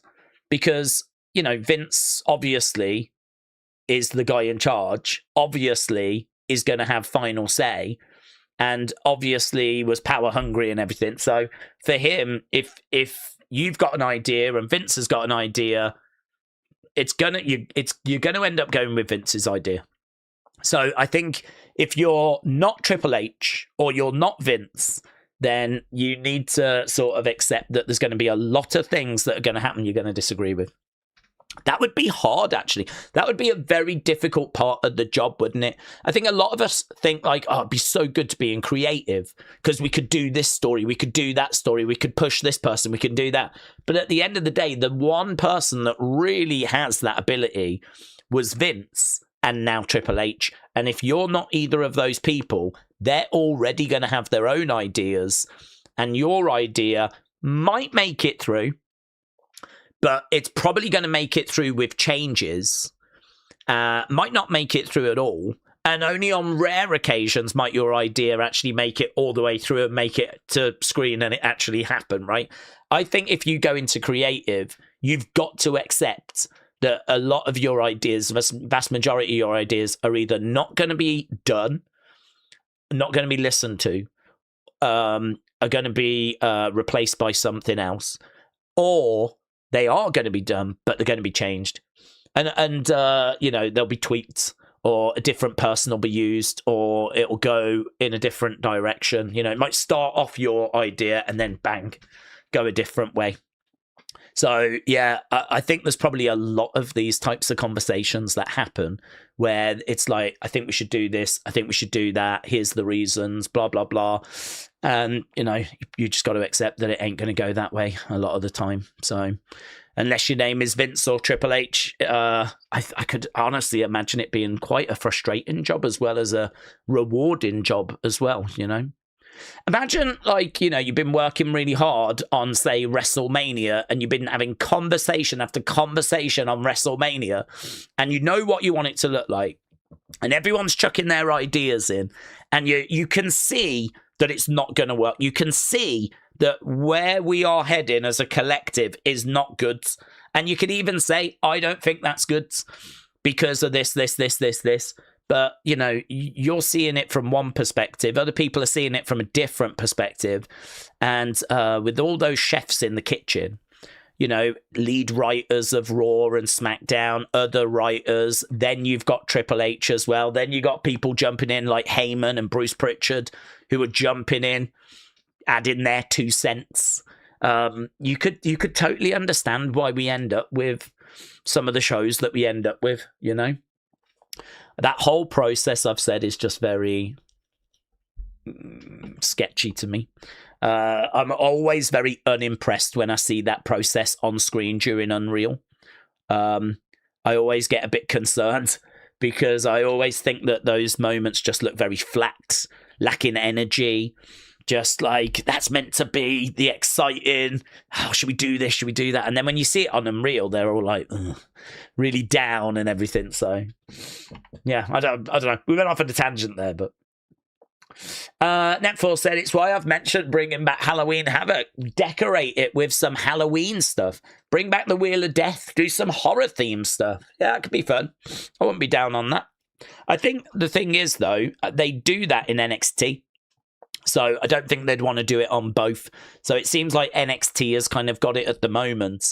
But I mean, if Triple H wanted it, he could take it, and then NXT will just have to do something else. Billy said, I might be the only one that liked the Raw ending with Sammy. I think it had to be that way so that Punk KO didn't look weak with a loss. And it gives Sammy heat, which helps keep him at the top of the cards. Billy, the one thing I would say back, though, is why do we need to worry about Punk or Kevin losing a championship match? Like, we've done loads of championship matches. Why would it be a problem for someone to have lost? And if you want heat on Sammy, why could he have not come out afterwards? Why did it have to be that way? Why did it have to go that way? That's just my honest question. Why did we need to protect Punk or Kevin when we can explain a loss? There are reasons as to why either lost. Why did it have to go that way? Bob said, are you going to watch All In on Sunday? What do you think, Bob?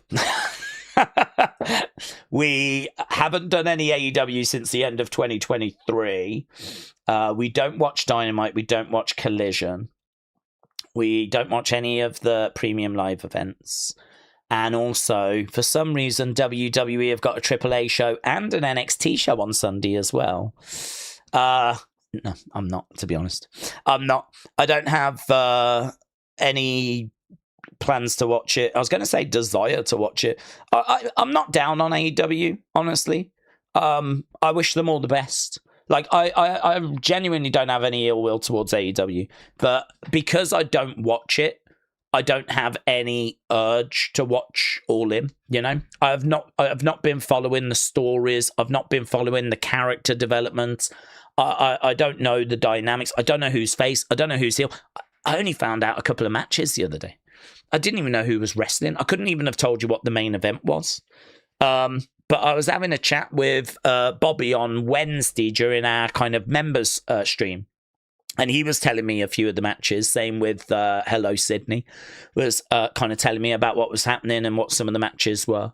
So if you're watching it, like I'm guessing Bob is, have fun. As I said, no ill will towards... I have my... I should be wearing it really, but I have my Rebel Hearts wristband, which has got AEW written on it, right?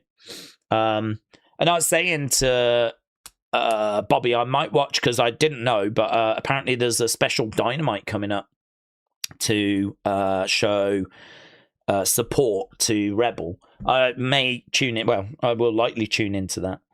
Do you know what's got something written inside it? It says on the inside, I don't know if you can make it out. Or you can just sort of see some letters there, can't you? It says ALS awareness on the inside, which I didn't even know was there. You can sort of just see some letters, can't you? ALS awareness on the inside. So yeah, no ill will towards them. I think the Rebel thing is absolutely heartbreaking. A lot of you I know will be watching on Sunday, but for me, I'm watching AAA. I'm watching NXT. I think the NXT show looks good. I think both shows look good. AAA show looks good, but no plans. No plans. Aki, what did Aki say? The presentation is bad. His theme sucks. To me, he looks like a Solo Rock ripoff. Zilla needs to figure it out. What do you think of the presentation? Well, I think that it's a presentation that is going to evolve, and I think it needs time. I think that his theme is... I mean, I know it says Zilla at the start, and then it goes into something that feels very generic. So I don't think his theme is a banger. His theme is not one that, like, oh my God, let's go. It's not got that bum, bum, ba bum, bum, bum. You know, it's not like a Brock thing. Or even Solo's is pretty cool. I mean, I don't mind Solo's theme.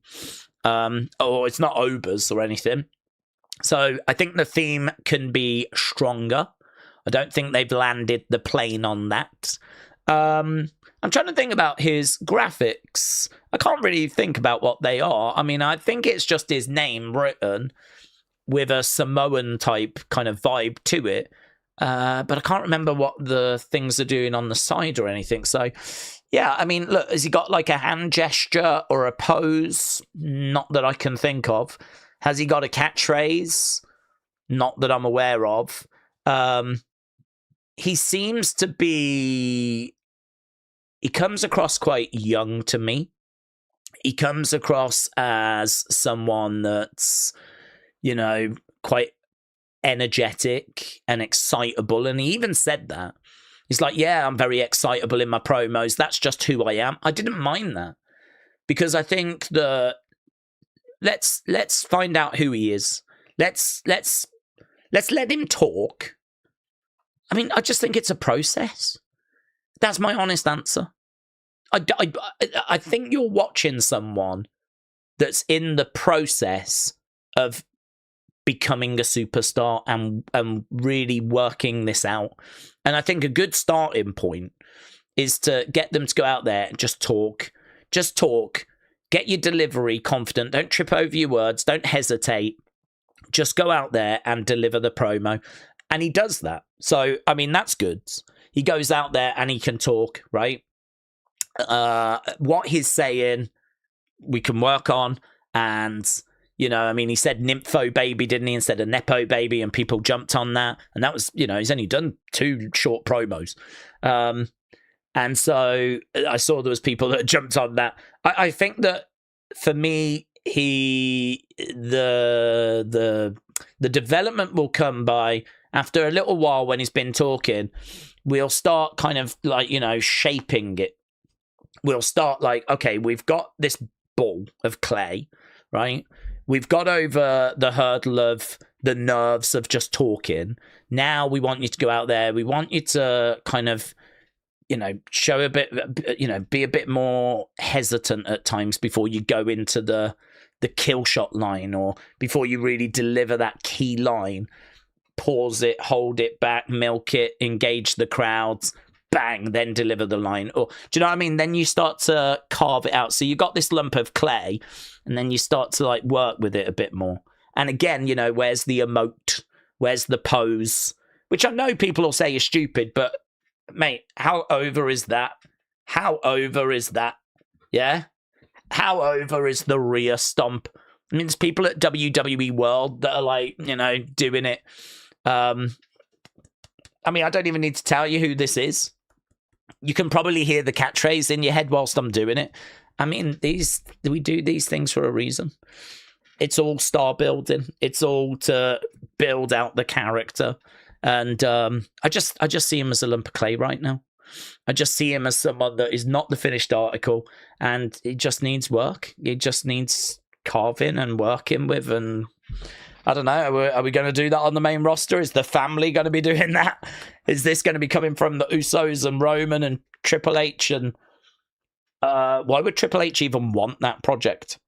Why would he even want that responsibility when he's got so many things to worry about? Like making sure that Zilla develops and gets what Zilla needs. Why does he even want that on his plate? Just leave him in NXT and let them work with him and let them cook and let them find the character that's going to, go to the main roster. Because I don't think it's what you're seeing right now. I think that it needs shaping. But, I mean, one thing I will say, he's been in for a couple of segments and he's very confident with his talking. This is a guy that you can tell really believes in himself. He's very confident, maybe arrogant even. And he is here to, really mix things up and make an impression. I respect that. I respect the fact that I'm watching someone that really believes in themselves, is hungry for this, and, wants to, really make the most of this opportunity. I mean, that's good. I'd rather watch that than some little timid thing that comes down that's, like Izzy Dane, very nervous on the microphone, just talks. If the crowd start chanting something, it looks like she's going to completely fall apart. She just has to talk over the top of them type thing, because she doesn't know. She hasn't got the skill set at the moment to sort of spin the plates, If the crowd start chanting something, she's got to think on her feet about, oh my God, I need to deal with that. I got to deal with this. With Zilla, I feel like he could already deal with that. If he's out there and he's got a promo and the crowd start chanting something, I could see him looking around at them and being like, you're damn right I am, You're damn right that I'm the future. I'll tell you someone else that's going to learn about that. Tony D'Angelo is going to learn about that. These people already know, and he's going to find out this weekend. Involving the fans and bringing them in if they're starting to make noise and using what they're saying, and what I mean, bringing it all together, like it's a skill, and it's a skill that you can learn. It's a skill that some people have just got straight from the beginning, right? And I think that what I like about him is he's got that confidence. He's got the ability to talk. If he makes a mistake, it doesn't matter, because it doesn't. If you do make a mistake or say something a bit stupid, then yeah, you're going to get clowned online. But it doesn't matter. On to the next week. Don't worry about it. You're in developmental. Just carry on. Just keep working, developing, become the character you're meant to become the badass. And I promise you, if you become that badass and you become this, great character, ain't no one going to talk about some stupid line that you said, when you first came to NXT. So, yeah, take the swings, take the big shots, swing for the fences, go big or go home. And I like the fact he's bringing that energy. So, yeah, listen, he's got a great future. He looks good. He's got a good intensity. He's got a good confidence. He's a lump of clay that we can work with. But he's kind of everything that we thought he was. Is he the finished article? No, absolutely not. Absolutely not. I mean, just from his promos, I haven't even seen him wrestle yet, but I would imagine that even in his wrestling, there's going to be plenty of room for growth. And I'd imagine he'd tell you that himself as well. I'd imagine even he knows that he's not the finished article. So, yeah, let's go. I think there's definitely something there to work with. Connor said after Zilla was standing tall with the NXT Championship, does that mean that he's got a great chance of winning the four-way? Well, normally it means the opposite. Normally it means he hasn't got a chance of winning the four-way. Because it means that if you stand tall on the go-home show, it means that they're trying to convince the crowds this guy could do it. Look at this. This guy's got his sights set on the belt. And normally at the show, it means that that person does not win. That's the old rule. It's not a rule that's set in stone. You can find plenty of examples of wrestlers that stand tall on go-home shows and then win. But the percentage is probably 80-20 against. So it's actually the reverse. Standing tall on the go-home show is normally a bad sign for the premium live event. Daze, what do we expect from Lola when she makes her debut? Not loads. I don't expect loads. I think that if you look at recent call-ups, it'd be foolish to expect a lot. If you look at Julia, if you look at Stephanie, I mean, we did move relatively quickly with Stephanie, but equally, you know, I think her championship run was a bit flat. And even Becky kind of hinted at that. And, you know, I think that she is still connecting with the audience. So I think that, like, it would be wrong to expect loads from Lola. I think Lola will come up. She'll be that mixture of sexy and badass. You know, she's a good-looking girl. But she's obviously a former MMA fighter that used to fight in Bellator. She's got great striking, great kicks. You know, she's got that sort of mean streak in her, but then in a second's notice, she's dancing away, right? She's got that Latina heat in her as well. So I just think it's going to be more of what you've seen in NXT. I think she's got a great future. I think that Mexico and South America is a very interesting place right now for wrestling, certainly Mexico. But we're seeing that they're trying to, you know, really break into South America. I just feel like culture in particular. I've been watching some music videos, like compilations. I just put them on in the background whilst I'm doing stuff. And it's like, here's all the hits from 1998. Here's all the hits from 2005. Here's all the hits from 2010. And do you know something I noticed? I noticed that around 2019, going into the pandemic and now, the amount of that kind of reggaeton, the amount of that kind of like Bad Bunny type stuff has exploded. If you listen to the hits, the music hits that were like in the charts going back in, you know, the 2000s, the 2010s, compare it to now. I mean, I listened to like the music hits of, I think it was 2022, 2023. Like half of them were in Spanish. And this same channel had been doing collections for like all the previous years. And it was normal. It was all like Katy Perry and Lady Gaga, Madonna, all the stuff you would know. And then as soon as it got to the 2020s, started to get a lot more into sort of like Spanish language stuff. And I think really it's the influence of Spotify. I think, you know, certainly in the UK, the stuff that was on the radio over here was, I mean, English language. It was American, it was Canadian, it was, you know, but we didn't even get really, we've never really had loads of German or French speaking music. It's always been English. And so, I mean, you've had the odd thing, of course, you know, Je t'aime or whatever, or Macarena. But like, most of it is like English language, yeah. And it was just really surprising, like now how much music seems to be dominating streaming platforms and everything and getting into pop culture that's like Spanish speaking South American. So I do wonder if culture in general is just going through a bit of a period right now where, you know, that kind of part of the world is really making its voice heard a bit louder. And certainly you can make that argument with wrestling right now. I mean, I do think the most exciting place for wrestling right now is probably Mexico. If you look at AAA and you look at CMLL, and you look at kind of what's happening there and just the quality of the shows and the excitement. I mean, I was listening to Dave Meltzer and he was saying that like Mystico in CMLL is like arguably the biggest star in wrestling outside of Roman. Roman is the number one globally, right?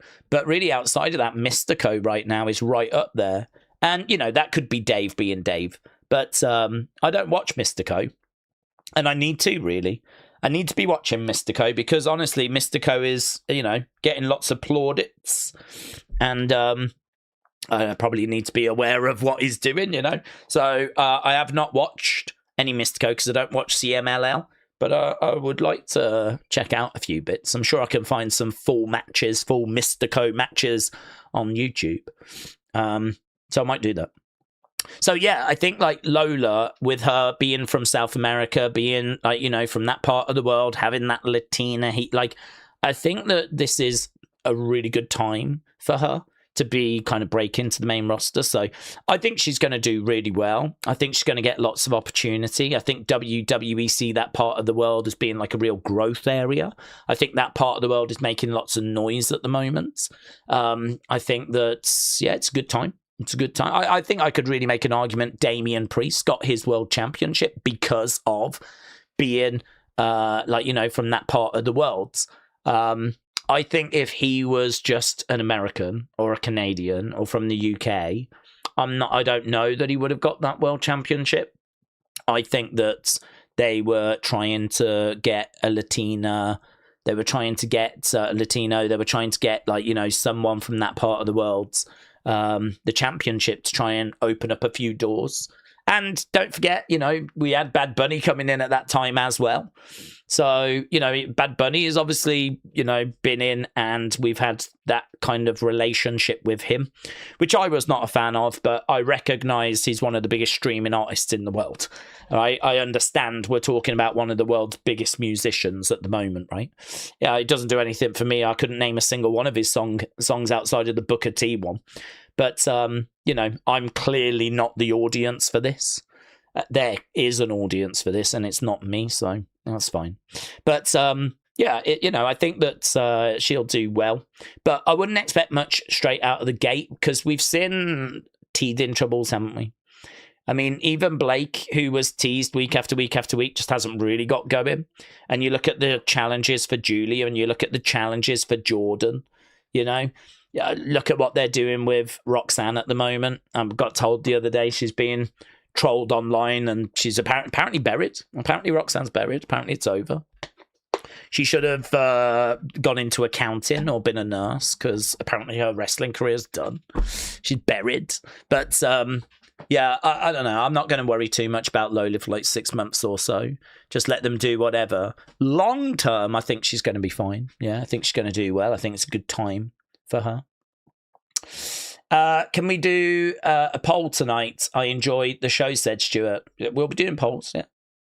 We're doing polls for all the matches and everything. I don't think there's like a need to do a poll about who's going to win this or that, because obviously it's a tape show and the spoilers out, so I'm really trying to avoid spoilers. Word Live Cena fan said, did we see that Zoe is now in TNA? Also, on October 19th, there's going to be a hearing about Ludwig's incident prior to Mask vs. Mask. Okay. I mean, I've heard his side. His side is different to the side of the guy. You know, apparently the guy was saying some pretty nasty stuff, and you know, I really don't think this is going to be something that's going to derail Ludwig's career. I certainly don't think there's no jail time or anything. I mean, there might be a fine involved or something, but I don't know. I think we're past it, honestly. I think we're past it. The guy's had his say. I've heard a few bits about Ludwig's side. It's kind of, you know, 6 of one, half a dozen of the other. Yeah, I don't know. I mean, like, if Ludwig was in the lift with his missus, did he get a little bit close at an inappropriate time? Maybe. I think that I believe that the guy did make a comment about her saying that ICE should be contacted. I believe that comment was made, and I could understand Ludwig getting upset at that and annoyed at that. I mean, the fight that kind of happened afterwards, there's also a different version of events as to how it started and what actually happened. So I don't know. I think we've all kind of moved on from it, to be honest. I have. I've kind of moved on from it. But, you know, let's have it in court. Let's find out what the truth is. I think even Ludwig would welcome that. So I don't think there's really anything to that. I think it'll probably just, you know, it might get settled, or it might get ruled in Ludwig's favour or whatever. So we'll have to see. But yeah, I saw that Zoe had gone to TNA. I wish her all the best. it's obviously, that was quite heartbreaking because she was out with an injury. So she was out with an injury, and it meant that she had to work really hard towards getting her way back to WWE. And she finally got herself back, and then she lost her job, which is heartbreaking, isn't it? Really heartbreaking to get that close to a return only to lose your job. You could make the argument, though, that they could have cut her while she was injured. So, at least she managed to get through her injury. But I don't know, it's harsh. It's harsh whenever you lose your job, of course. So I do wish her absolutely nothing but the best. So, yeah, good. I hope it works out for her. Sean said Kofi and Austin Creed's Xavier will probably debut alongside Swerve in a 6-man on the pre-show, and Motor City Machine Guns are there, said Sean. Well, I hope they do, and I hope that it all goes really well. As I said, I don't have no issue with AEW. I don't, they're just not massively on my radar in the sense of, like, I don't follow them. I don't know what they're doing, but equally, I don't care. I'm not offended by them or anything. I know there is a lot of tribalism online. And we've had our little jokes, I'm still going to crack jokes from time to time. But honestly, in my heart, I have no issue with AEW. I have no hatred for AEW. I hope it goes well. And I hope whoever watches the show has a good time. I know that there's people from our community that are even going. So, I hope they have fun. As we said, we're going to be focused on NXT and AAA. So if you're interested in that, come and join us. I do genuinely think the NXT card looks good. Obviously, we've got some big matches coming up. We've got the likes of Kalani Jordan getting her first title opportunity against Kendall Gray. Who's winning that? I don't know. I think it's quite close, actually, because I think they might want Kalani to have a bit of a run with the belt. Kendall can always get a second run. So do we carry on with Kendall? That's probably the bookie's favourite. But then I think Kalani's got a chance. And then, of course, people are going to want to know, is Zilla going to win the title? The rumour of him getting called up, does that make it less likely now? I don't even know when he's getting called up. It's not like he's going up next week or anything. The report never said exactly when. It's just that they were looking to move maybe quicker with him than what some were expecting. Certainly what I was expecting. So does he have a little run with the belt first? So, I mean, that's, interesting. So Fatal 4-Way, it could go to Cruz Montana. It could go to Zilla. It could go to Grayson. It could stay with Tony. So that's going to be our main event. We've got a women's championship match as well. Miles Bourne defending against Jackson Drake should be good. Jackson Drake, a very promising up-and-comer. Then as well, we got the tag titles being defended. Miles again in a second match with Tavian defending against Vanity Project. So, yeah, we've got... and Natty is in action against Jada Parker as well, isn't she? So Natalia is going to be on that card on Sunday. So, yeah, I don't think it's got the same star power as All In. I'm sure that's got much bigger matches, bigger builds, certainly a bigger crowd at Wembley. It should be just under 50-odd thousand, shouldn't it, by the time it actually gets underway. So, I mean, yeah, we'll see. I don't know how many people are going to be around on Sunday joining us, but, we'll be here. And we'll be here on Monday as well as we get our teeth into Raw. Sadly, a taped Raw, as we said. It's taping tonight. We don't want to be picking a fight with El Grande, said Fallout. That's true. Yeah, I mean, the guy should have known. Although... I can understand him not knowing, because did we really know the identity of El Grande?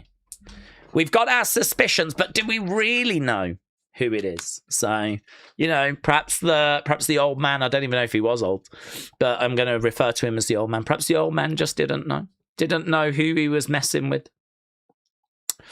Okay, 4 minutes to go. 4 minutes. Hello, William. Hope you're doing well. Got to catch up with the web, said Reese. I was listening to the first part. Yeah, it was pretty fun this week. William managed to take the stream down, which I still don't quite understand what happened there. But yeah, we showed something, an image that William sent in, and no word of a lie, the stream got took down. I still couldn't establish if it was Tommy that had done it or if it was YouTube that had done it, but either way, it was split into 2 parts. So if you are going to watch the web this week, there is like a 15-minute bit, and then it stops, and then there's a separate bit, and you can thank William for that. Right, let's go. No, Smackdown on Netflix, said Chris. I don't know, I'm just logging in now. Got 3 minutes. Sometimes it doesn't appear until the actual show begins. Let me click on it. No, nothing showing yet. At the moment, I've still just got... Click on episodes. It's there. It's just grayed out. So I think as soon as we hit the time in 2 minutes, it'll be there and it'll go live. Right, Jared, hello, said Daze. It's going to be a pause play a lot tonight for us. Yeah, it is. We do that so we can stay in sync with our American friends. Obviously, a lot of our community are based in America. So it just makes sense for us to try and stay in sync with the majority of the community. So when you go to commercial in America, you'll just have to let me know. I mean, it can be a bit tricky with picture-in-picture. I think when it's picture-in-picture, we don't get any of that. I think all of that gets removed for us. So we don't get picture-in-picture. So I think that any commercials, even picture-in-picture, let me know. And I think there'll be a bit of pausing and playing, whatever. But, you know, we're so used to it now. I mean, I've been doing this years and years and years. We know what we're doing. So hopefully there will be a little bit of disruption. Hopefully nothing too bad. But yeah, good. Let's go. I'm excited. And as I say, big thank you to everyone helping us avoid spoilers. Hello from Budapest, said Reese. Oh, yeah, you're over there, aren't you? Hope you're having a good time, buds. Shout out to Budapest. Let's move that round.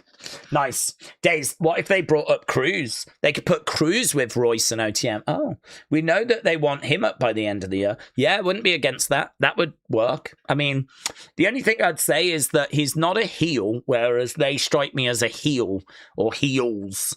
So that would be my only sort of concern, would be just the dynamic. But I mean, you could bring him up as a heel. Nothing says that he has to be a babyface. So, I mean, you could bring him up as a heel. Other than that, though, yeah, I mean, it makes sense that he used to be in AEW along with Powerhouse Hobbs. He was in NXT when OTM were there, so I could believe that they've got a relationship. So, yeah, not down on that. Right, we should have this show. It should be up now, hopefully. It is just... There it is. There it is. I might not be, like, totally in sync with you guys because, I mean, you're probably watching it now, whereas I'm having to wait for it to load. So that sucks. And it's just taking a hot minute as well.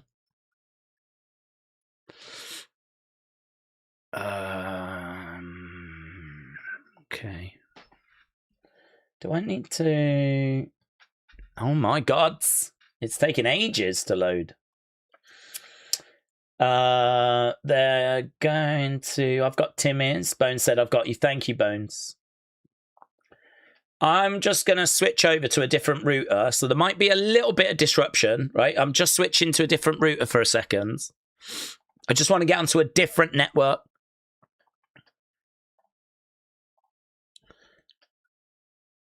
Okay, right now I've got... Okay, so I just jumped to a different router because I want to get off the same router that the show I'm watching. I've got Kevin Owens making his way out right now. Is that where you lot are? I've got Kevin. So Kevin making his way out. We've gone pretty much straight into it other than like a little video package. I've got Kevin in the entranceway. So I got Kevin in the entrance. Well, I've got it on Netflix, Chris. So Kevin in the entranceway. So it says KO, the return, and he's coming down. I've got a recap. Oh, Jesus. You're a bit... Why is that jumped ahead then?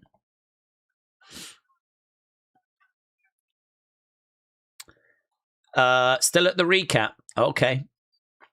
Okay. That's crazy. It just loaded for me and basically just went straight past the recap. Okay. Well, I've just skipped back and I've gone to the recap.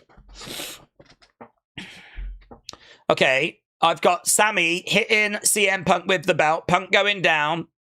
Then I got Kevin coming over. He gets nailed by Sammy.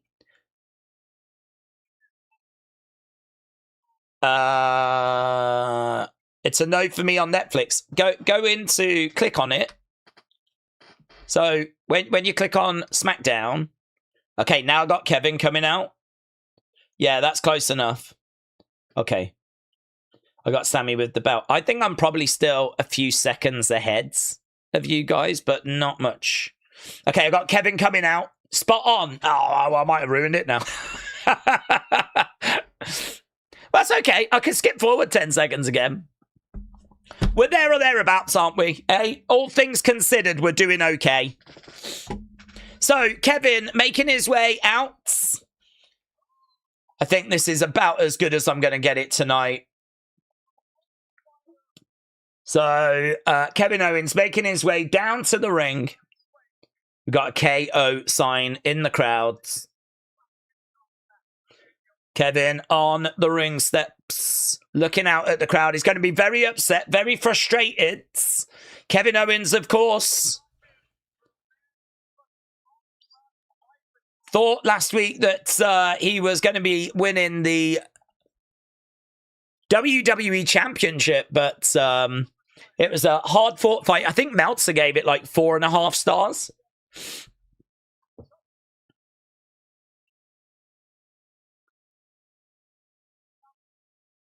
Kevin in the ring.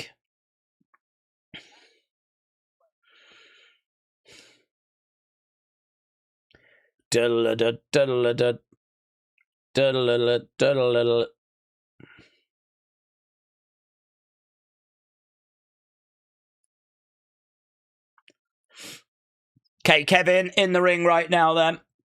We are underway. KO chants. This was obviously recorded. So obviously all the crowd have seen this already.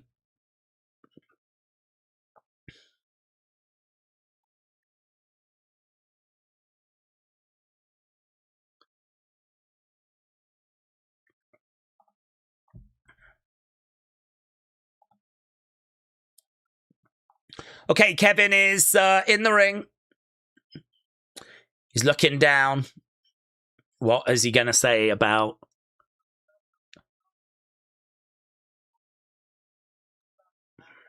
This is not the way I was hoping to come back to Ottawa.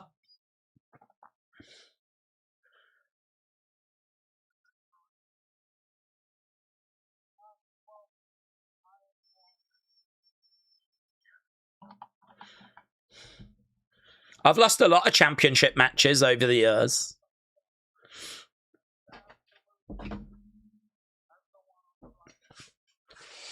None of them felt as bad to lose as the one in Toronto.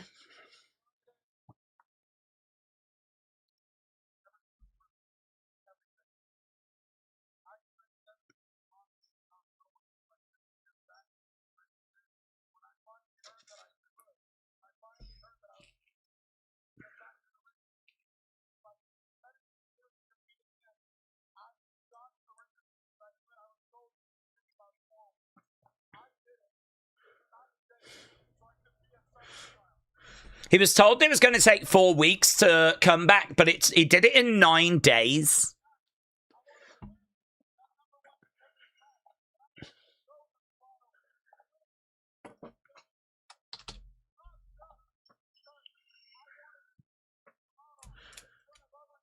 That was an interesting shot. There was someone filming on their phone, and the camera showed them filming, and then it kind of focused on Kevin. So it focused on the foreground, then it focused on the background.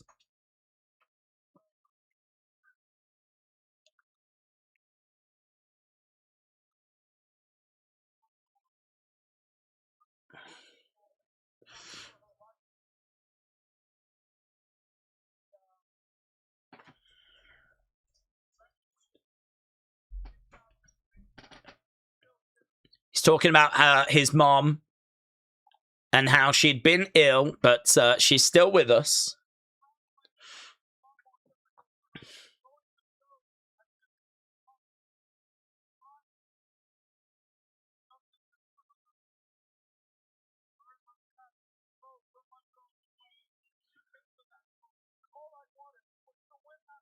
Wow. Wow. That's pretty powerful stuff, isn't it? She was at the show. I wanted to win that title in front of my mom. My mom, who had been ill and doesn't travel anymore, she was there on Friday. That's powerful stuff.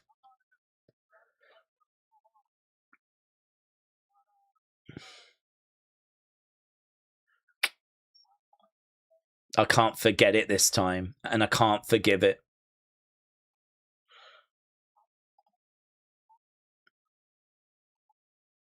Yeah. Yeah.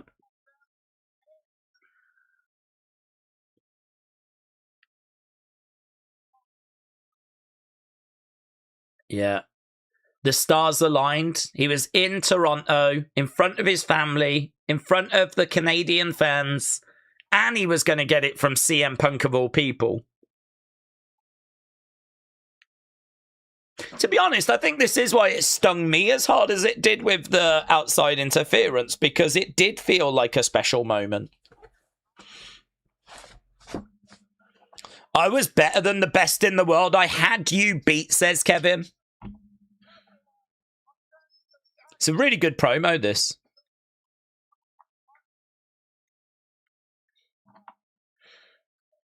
If you think we're done, you're dead wrong. We're just getting started.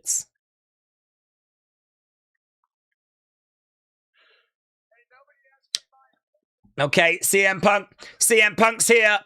CM Punk's heard enough.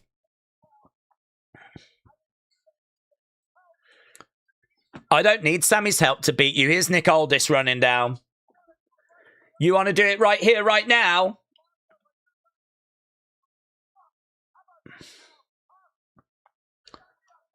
Okay, Gunther's coming out.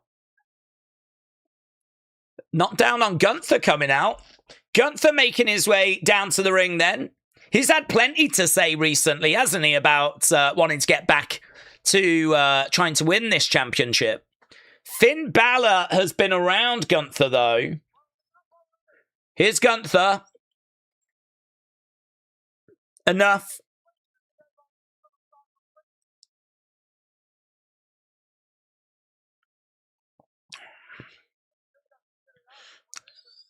I figured it out.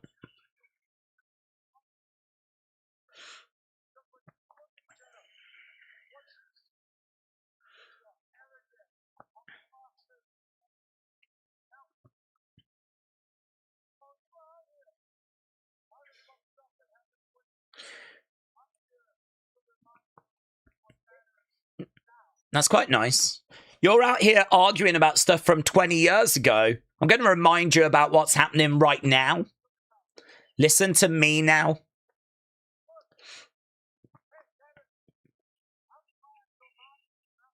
I'm glad your mum kicked out. Too bad on Friday you didn't. Kevin is still really focused on CM Punk here. Balor's coming out now. Balor's coming out. Well, I'm not down on this either because, like, it's nice to see Balor involved in this sort of a segment. You're all forgetting about someone.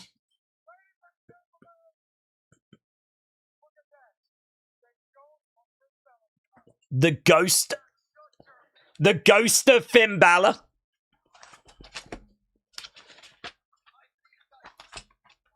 Gunther's really making out that Finn Balor is just not the person he used to be. This is the ghost of Finn Balor.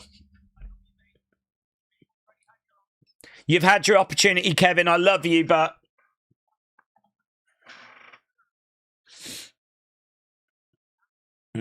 If there's a line for the championship...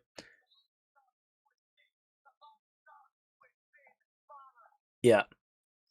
The line starts here. The line starts with me.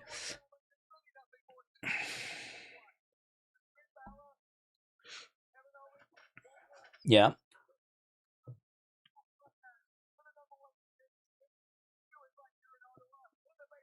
Ah. Okay, main event. Kevin, Finn Balor, Gunther, winner faces CM Punk. So we've got a #1 contenders match tonight. I like this, said Jason. I thought it was very captivating, that. Very engaging. Okay, Chelsea with a mask. Bejeweled. Let's get a poll, shall we? We'll score that opening segment. What did you think about it? Segment score.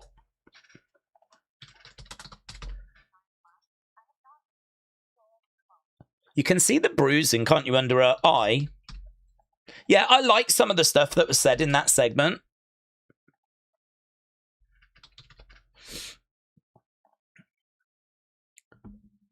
Okay, so that match is coming up now. Chelsea has been cleared. She doesn't look comfortable. Irresistible Forces versus Chelsea and Tiffany. I'll just put Tiff, because I can't quite fit all of these on. There we go. Okay. Daze, have you seen the hijinks in Fetish Town? No, Miss Clown. Is that where, that's where you live, isn't it? Oh, I got to pause. Hang on. I got to pause. I got to pause. I paused. Commercial break, Sean. Thank you. Adverts. We got it. We're on this. The system works. Bishop, thank you. Jeremy, thank you. Only good thing about this being taped is no commercials, said Jojo. And we can't even benefit from that, or at least I can't, because I need to stay in sync with our American friends. Yeah, get your votes in for that open. I thought it was really good. I love the Kevin Owens stuff about his mom, because he's laying it on thick, isn't he? I mean, you know that when he confronts Sammy, it's not just, hey, dude, what was that? You know? Hey, buds, mate, I mean, I love you, and I understand your frustrations boiled over, but, I mean, you've just robbed me of a real opportunity. It ain't going to be that, is it? I mean, to be honest, we weren't really expecting that anyway, but we needed to hear it from Kevin as to why this, because they've screwed each other before. Why was this time bad? Why was this, like, worse? Well, we know it was a championship match. We know it was a grudge match against CM Punk. We know it was in Toronto. But I love the extra layer of his mom being there. And I'm never going to get these stars aligning like that again, you know? You've robbed me of that. And I think we can all sympathise with that. I thought that he painted a really great picture. And then CM Punk came out, didn't really say much, did he? I mean, other than, I don't need help to beat you. Gunther got a lot of talking time. But you know, when Gunther was talking, I was thinking, we've ruined Gunther. And this is how we've ruined him. When he first came in, he was the ring general. Yeah? He was a bit gimmick heavy, but not in a bad way. Very disciplined, very authoritarian, very no nonsense. Yeah, I am the ring general. And I wonder if they got a bit nervy of the sort of Nazi Germany sort of tones that were in there, right? Because it was very long trench coats, standing to attention. I wonder if someone just said, can we dial that down? Because moving away from that and just making him someone that just comes out and talks, someone that just comes out and just cuts a promo. I mean, I feel like we've took away some of the stuff that really gave him aura, and we've replaced it with something that doesn't give him aura. Him coming out and cutting the promo that he cut that didn't give him aura just makes him another guy. Whereas he did have this gimmick before that I thought really made him stand out. So, yeah, I was thinking about that as he was out there, and I was like, damn, I really do miss that old version of him. I do miss that. Daze, note to self, keep the women away from Fatal Influence. No women's wrestlers will be injured, said Christopher. Nah, rubbish. Hogan Curtis said, if they did, they shouldn't be in the pro wrestling business. You can't cut the legs off a heel. Yeah, Hogan Curtis, I agree. I mean, but you know how nervy networks get in this day and age, don't they? I wonder why. Clearly, there is a decision that has been made. There is clearly a decision that has been made about moving away from that character and not, keep going with it. Like, I'd like to know the reasons why. We're back. Thank you. I'm having to really keep an eye on the chat during these chats so that when we're back, you can let me know. Thank you. The Rib said Gunther always ruins everything. Okay, here's Tiffany making her way down to the ring. Bum, bum, bum.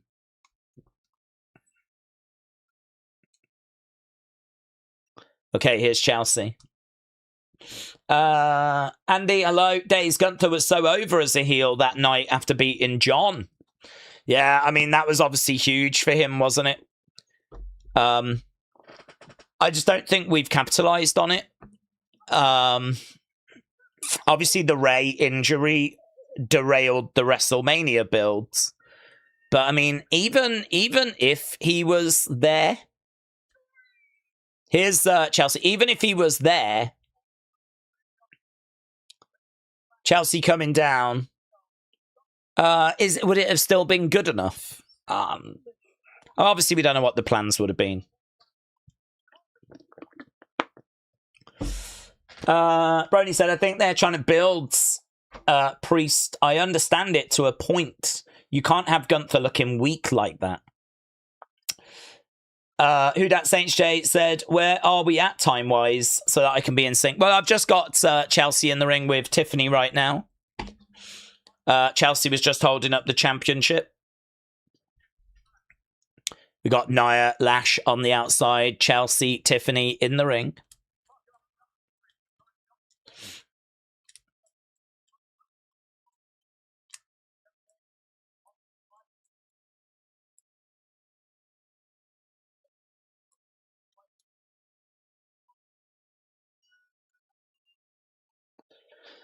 Okay, we are underway.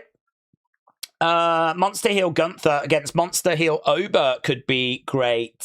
Or Monster Face Ober could be great. Okay. Tiffany going against the ropes. Colliding against Lash. Lash is grabbing. Bang, backbreaker. Tiffany going for the cover. 1, 2, kick out. Gunther beating for the title. Who Dat Saints J? Thank you, my friends. Appreciate it. Firing in some gifted memberships. Some people benefiting from that. Let's have a look, shall we? We need to end the poll because obviously we don't want to get confused. So you lot said that it was good. It was very close to clicking into great. Good 96. I don't think that's unfair. Low-end great would have been fine. But high-end good is acceptable as well. Chelsea against the ropes. Knees coming into the back there. Double knees to Nia. Coming over. Nia with Chelsea. Chelsea against the ropes. Gets caught there by Nia. Chelsea on the shoulders.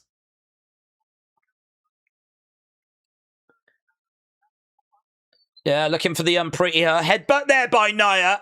Nia grabbed the mask. Headbutted Chelsea.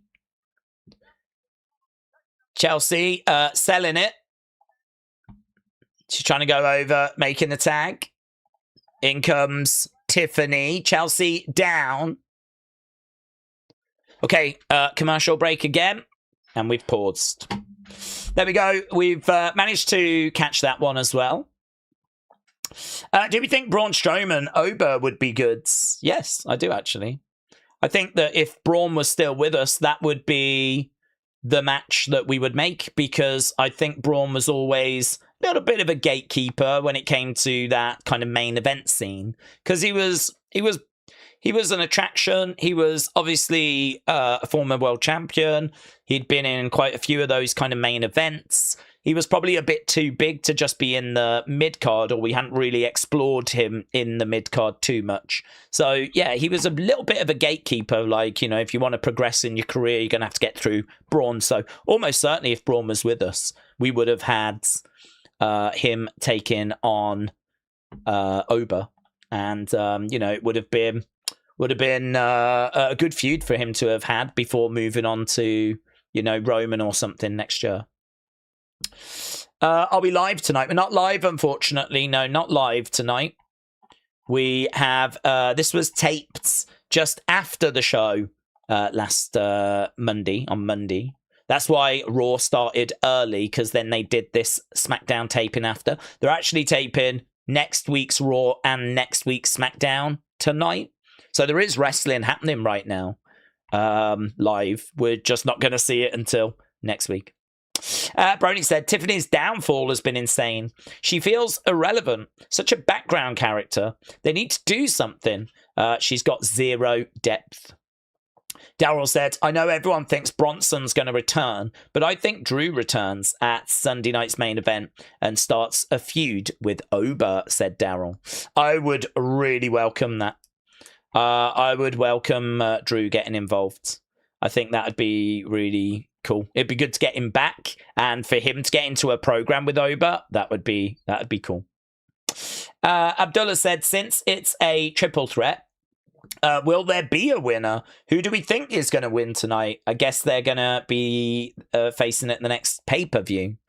Well, I mean, we just did Kevin. I don't think we would have Kevin win again, so I've got to think that it'll be either Sammy, or not Sammy, it'll be either Gunther or Finn, would be my prediction. So either of those. And maybe Gunther is the more exciting option because he's the heel. So maybe that would be the more exciting option. According to reports, the matches being thought for Sunday night's main event are Charlotte Alexa Tatum against the Baddies and Julia Blake. Well, it makes sense to get some women on there, wouldn't it? It makes sense to get some women's matches added. J14, hello. Loved your video, buds. Says, Braun's show has been better than some of the recent SmackDowns. I'm just trying to keep an eye on when we're coming back, because I feel like it is going to be very, very soon. Do we agree that cheddar is the greatest cheese, said Fallout? I would think so. I do like mozzarella as well. But yeah, cheddar's just got a little bit more to it. Obviously, mozzarella's just very plain, but it's quite versatile, mozzarella, as a result. It's very inoffensive. Still at picture-in-picture. Okay. It's bugging me because I feel like I can't really get back. There we go. I knew we were close. You could just feel it. I could sense it. I could sense we were close. Okay, we've got Nia in, and she's working on Chelsea. Chelsea goes to the outsides. Knee to the face there by Nia.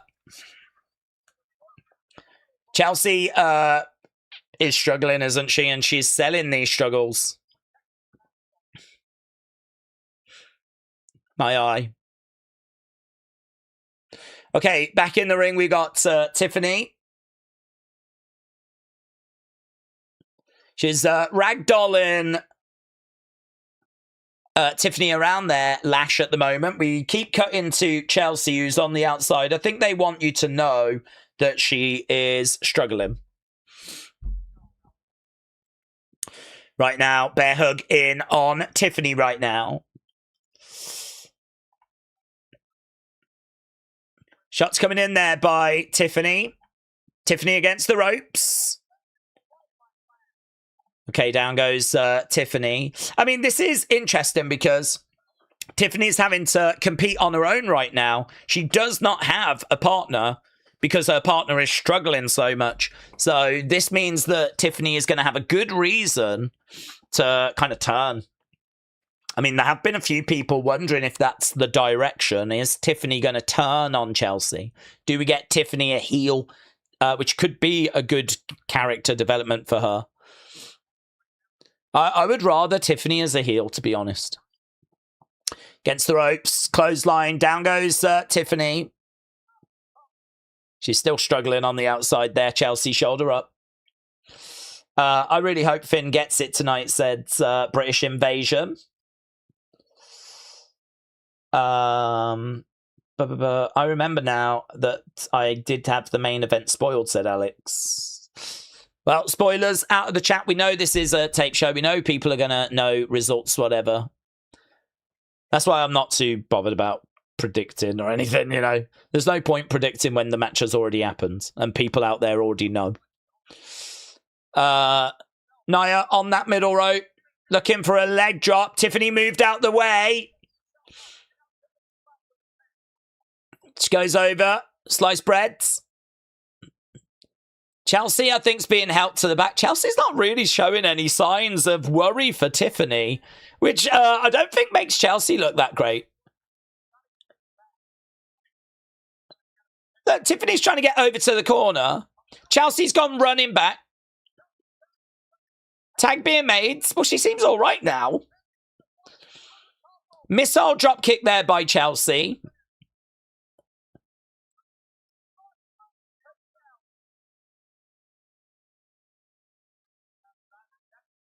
Drop kick.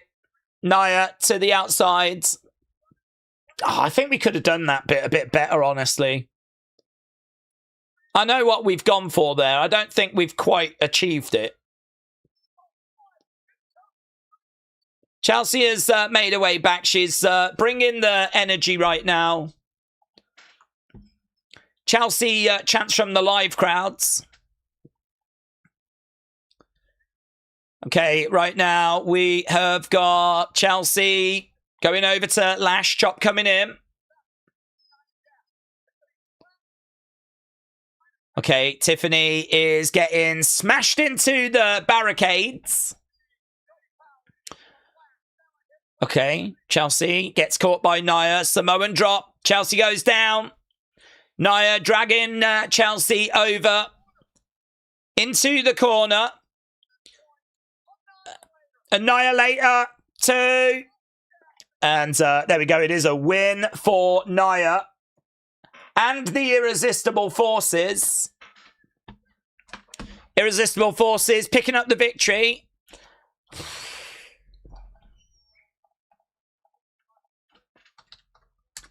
Let's get match score on that, see what people thought.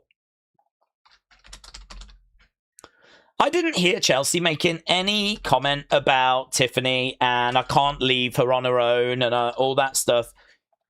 Just out of nowhere, she just ran back to the ring. Here's Danhausen. Hey, suit guy. Hey, suit guy.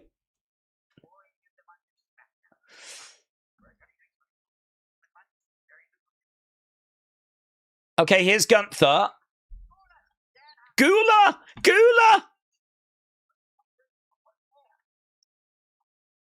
Okay, Gula's not having this. Gula is not having this.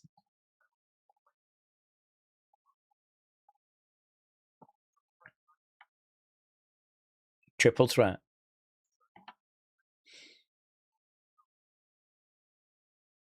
I don't appreciate that I have to keep jumping through hoops.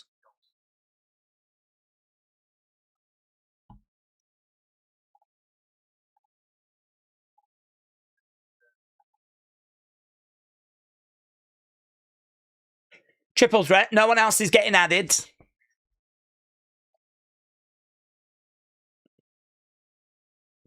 Danhausen just went, yeah.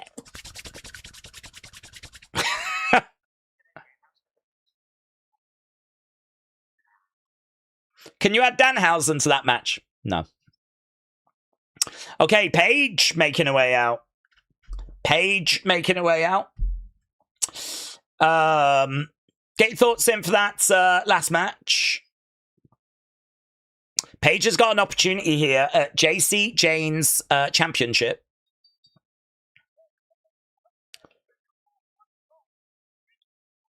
So she's making her way down to the ring.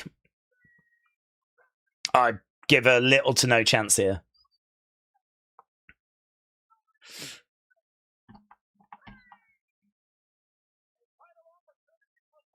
Okay, commercial break coming up. We are already half an hour in. Paige, JC, Women's United States Championship coming up next. Ooh, I've actually got a commercial. I've gone to commercial. That flip. Right. Yeah, get your thoughts in for that first match. We are going to have to end that poll, obviously, when we get back from commercial break, so we don't get confused, because we'll be going to match number 2 soon. Looking forward to that main event. I think the opening segment did a really good job of setting up a big, juicy main event. Abdullah said, since Rhea is out, do we think Chelsea retains the title match she's got to defend soon, most likely against Nia? Then her interim tag will be removed. I don't know that they're removing the interim tag. There's been no word on that happening. Do I think I think it's going to depend on where she is with her recovery. So, you know, if it's still a bit touch and go, they might feel like they need to put the belt on someone else. I wonder if they're going to keep the belt on Chelsea for when Rhea returns, because that would be face versus face. And it's not a great match, that, for Rhea, because, you know, really you want the crowd behind Rhea. I think the fans would be with Chelsea because, you know, Chelsea's been through a lot. She managed to get the title. Then she's been injured.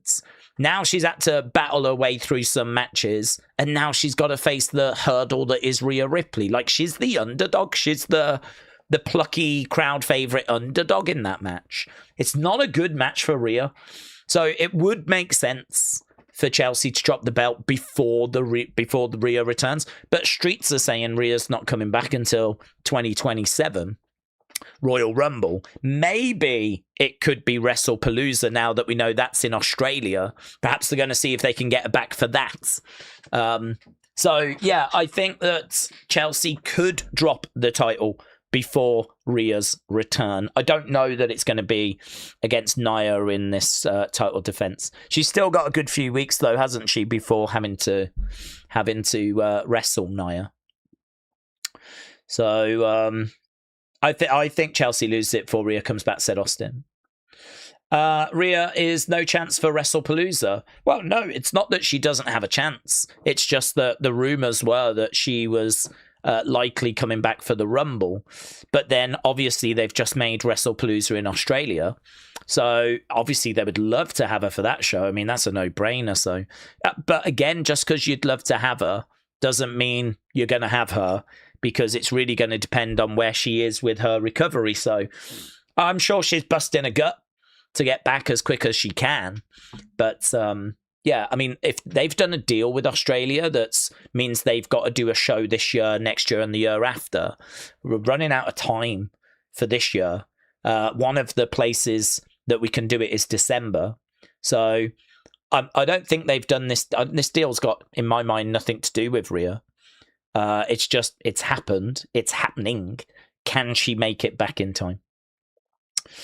Does Tiffy turn soon, said Jeremy. I think there is definitely a growing chatter around that, yes.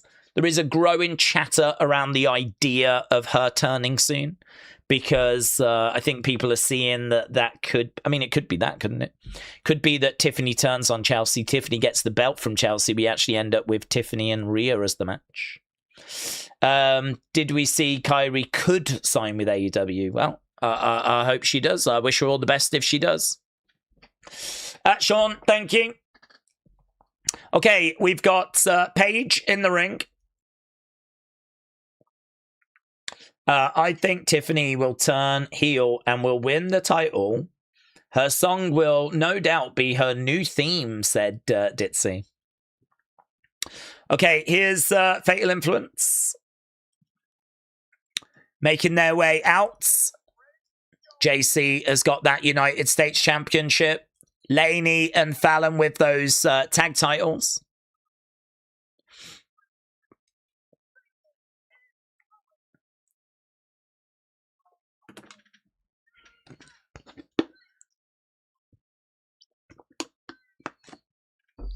All three members of Fatal Influence with gold around their waists.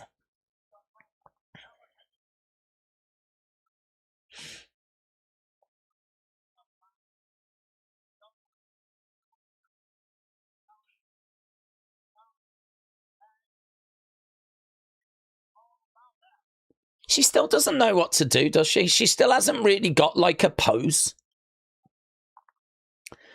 There'll be a lot of people that won't even know that Jasmine Nix was part of this group, and she used to lie on the side of the ring and she would call the camera over and the cameraman would come over to her, and as soon as the kid got close, she'd go, no. It was great.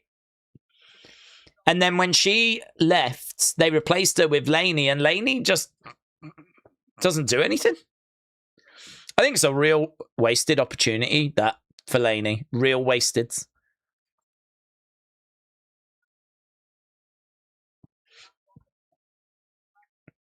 Okay, JC and Paige coming up. Let's get rid of the poll, shall we? So, you lot said that first match, Chelsea and Tiffany against Irresistible Forces, was good 90. You were not blown away by it. Bella sounded on this one.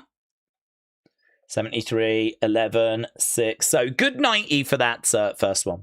Who Dat Saints J said, for me, Paige being a heel advocate for Tiffany would...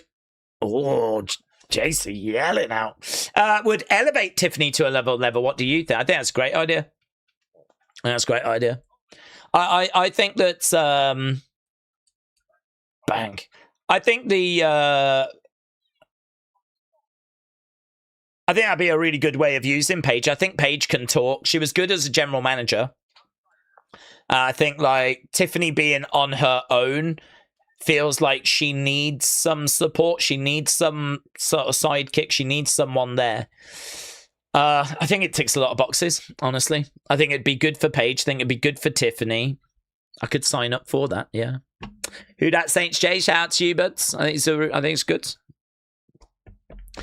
JC goes to the outsides.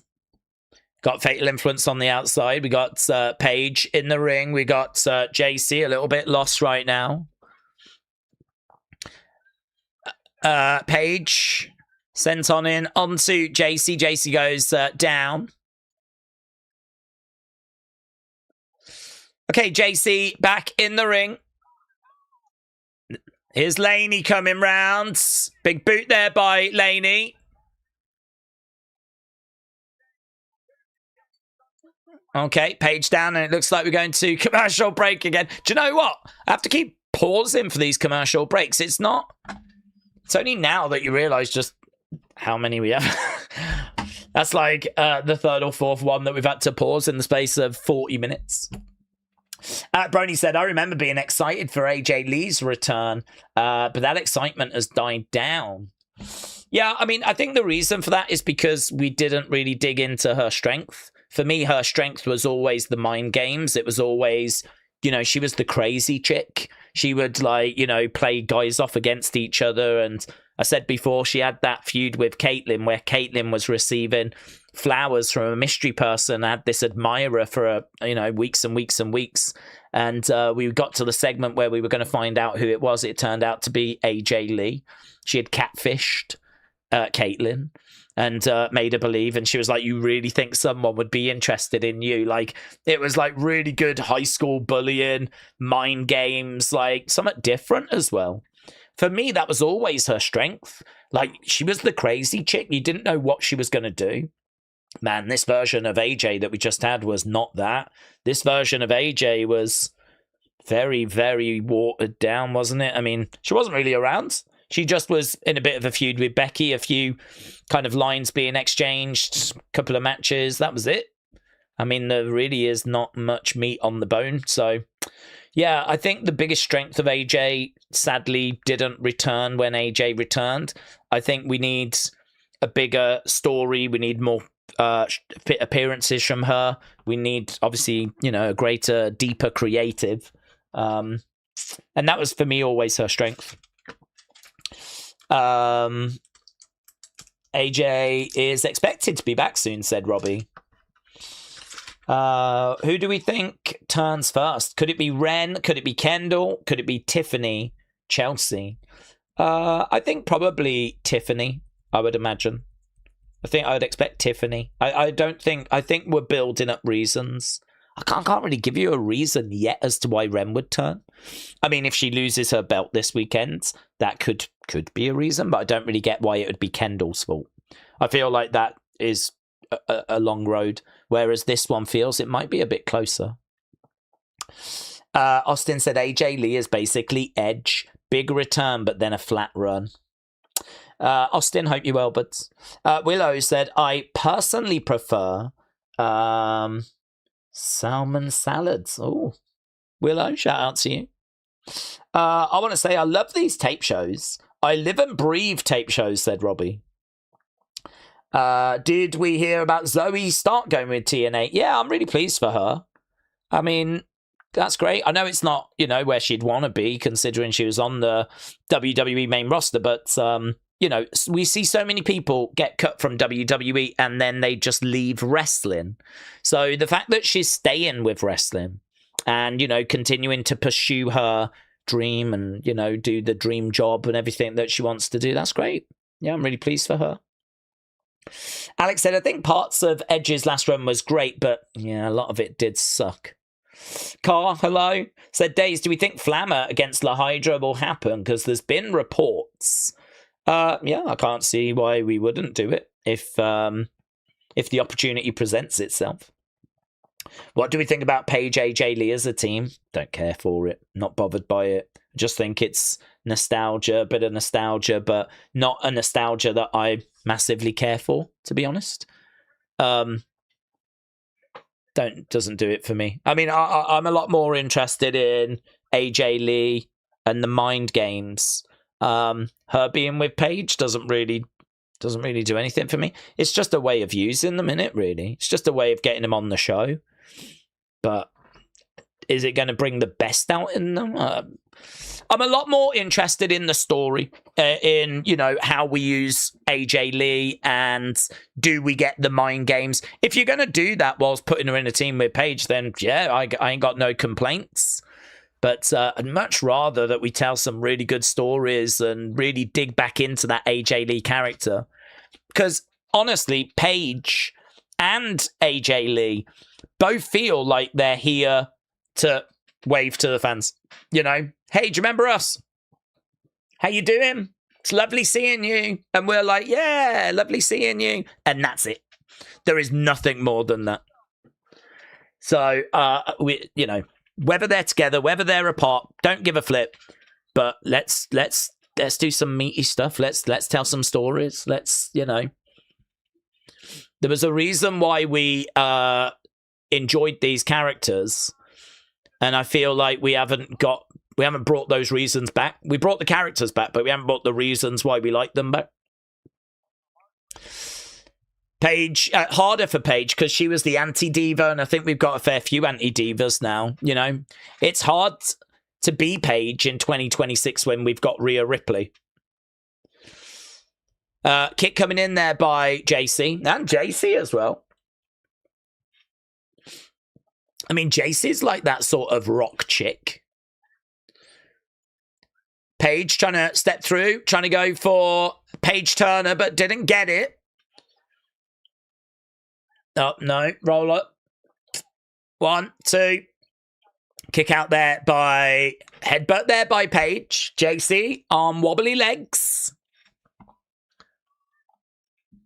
Oh, you can hear Fallon yelling, "Don't you dare." Over against the ropes. Clothesline. Okay, we've got lots of shenanigans right now.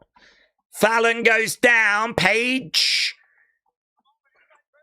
Inside cradle. Oh, my God. I'm telling you, the in-ring. No. Yeah, I mean, look, it's taped. JC Jane gets the win thanks to some outside interference.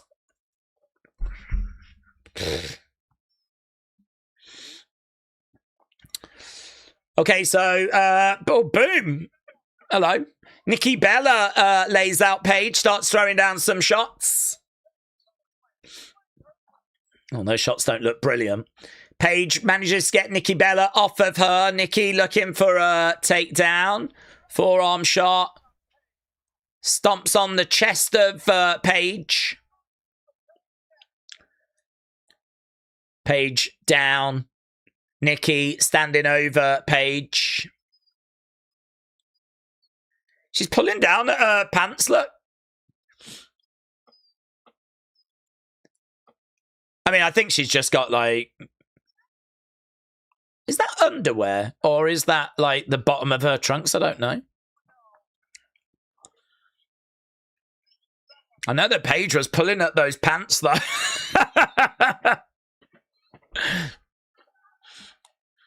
Doesn't she know that you can look and you can't touch?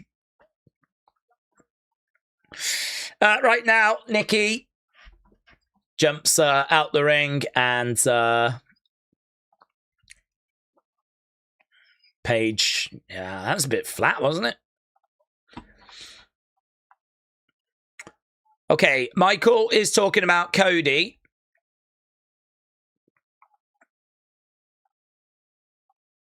And we're just looking at what went down last week. This was a good little segment last week. This is all right.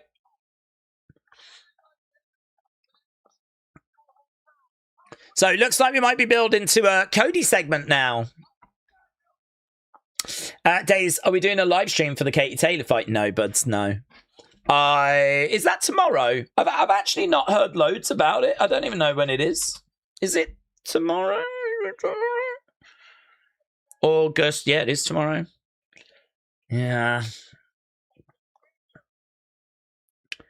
Honestly, it's gone a bit under the radar, this one. I don't really know why. I've been hearing loads about Moses Atalma, who's fighting tomorrow. Lots of chatter around that Zuffa fight that's going up in a few weeks' time.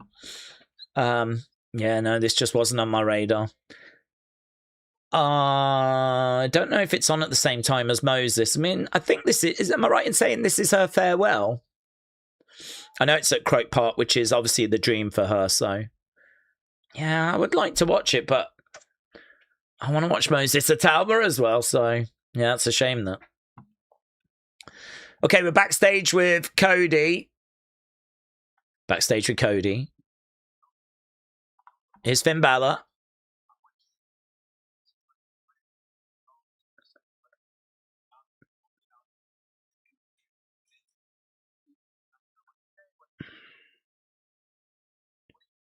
What shall I say? What shall I do? Okay, Finn Balor says, keep your cool. That's the advice.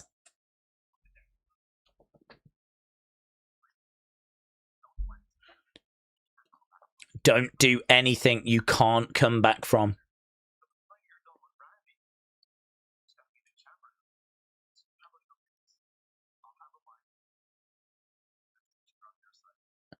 You handle your business. I'll handle mine. I'll see you on the other side. Okay, Cody, head into the ring next. And it looks like commercial break. Okay. So, 2 matches. I don't think either have set the world on fire. Decent opening segment. And hopefully we're going to get something good now. That's definitely the same Taylor that Cena has. Yeah, I could see that, actually. I could believe that. Tony Khan said, do we think The Rock will make it to Mania? Or is he still down when he realised he wasn't main evented or hasn't main evented Wembley? The streets are saying he's not going to be at WrestleMania.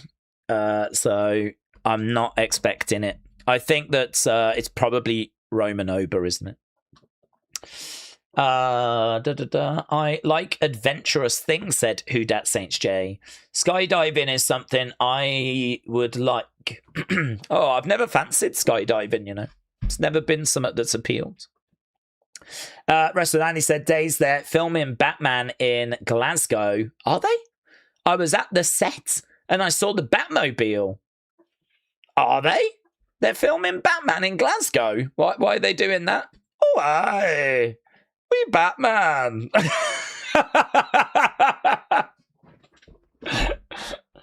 Excuse me.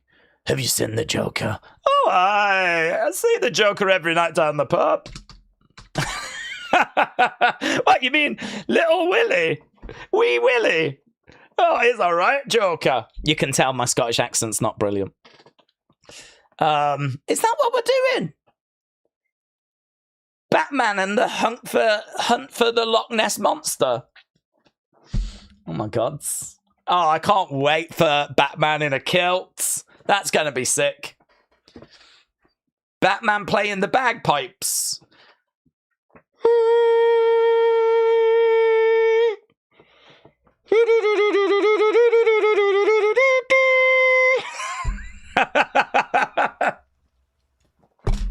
Let's go. What's he doing there for? What's he in Glasgow for? What's he? He's targeting those guys that fall out of the pubs in Glasgow. He's up for a real fight. The Joker was just a starter. Now he's getting into a proper street fight now in Glasgow with people that are pouring out of the pubs. These people are trying to leave cans of Iron Brew on the set so it makes it in the film. That is such a Scottish thing to do. That's amazing. Of course they are. Of course they are. They should have a can of Iron Brew in the background, shouldn't they? They should have a can of Iron Brew. Because, I mean, why... Like, you've got to pay tribute, haven't you, to the fact that where you are, even if it's meant to be Gotham, you can get one in, can't you? You can get a good old fight and a pint, yeah. This is going to be Batman's biggest challenge, honestly. I know he's faced the Penguin and the Joker and Bane and all of that, but he ain't faced Willie McWillison after he's had like 20 beers on a Friday night coming out of the pub in Glasgow, has he? And that's going to be his biggest challenge. It's going to be Robert Pattinson, but Drew could be a villain, says Willow. Drew as Bane. Is that true? Drew could be in it. Or are we just fantasy booking now? Like, we're just trying to get Drew in. It makes sense, doesn't it? It would make sense. Get him in there. He'd be a good villain, actually. I don't know that he should be Bane, but he'd be a good villain. He could definitely be an extra in the film. Although, saying that, it's not set in Scotland. They're only filming it there. I don't think it's meant to be in Scotland. I don't think Batman... This isn't Batman Goes on Holiday. Oh, it would be sick if he did, though. Batman Goes on Holiday. We're back, thank you. Okay, I've got Trick and his French friend. This is a big deal, says Trick. Obviously, we are building to a little yachty match. We're all very excited.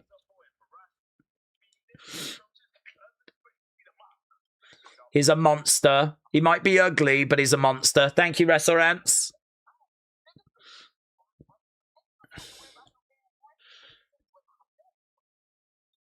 I don't stand for disrespects. Oh, God, I hope he gets murked.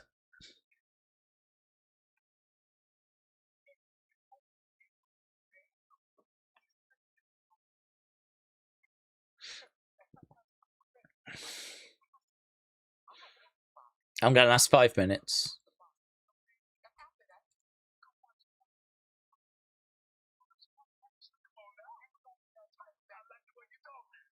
Does he get the match straight away then? I didn't know that. So if he lasts the 5 minutes, the match happens against Trick straight away.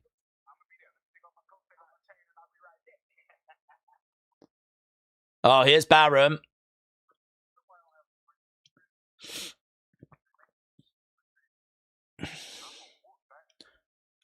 I'm going to whoop that Trick.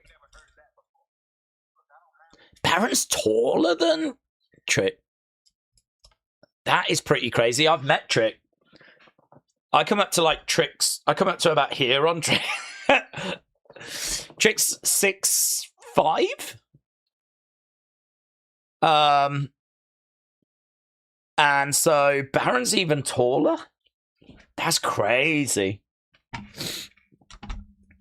Why is the title still not had a haircut? Said Oppolet. Well, to be honest, this was filmed on Monday, wasn't it? But it is a good question to ask.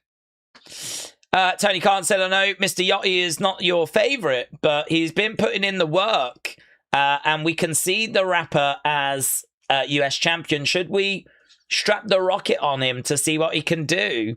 Well, Tony Khan says, yeet. How about you take him for AEW and you can put a belt on him and see what he can do? Let me know. Let me know how he gets on. That I'm willing to reach that agreement with you. Here's Cody.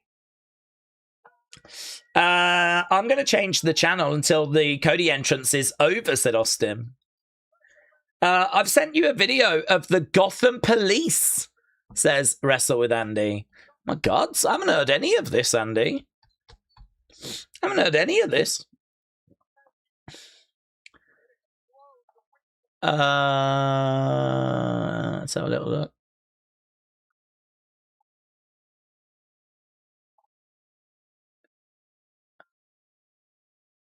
You can get really close, can't you? I hope I don't get, like, told off by Batman.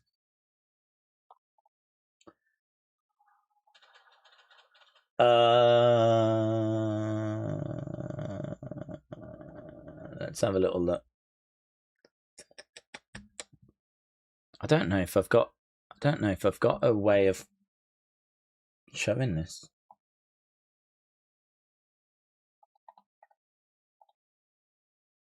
Dun, dun, dun, dun, dun, dun, dun.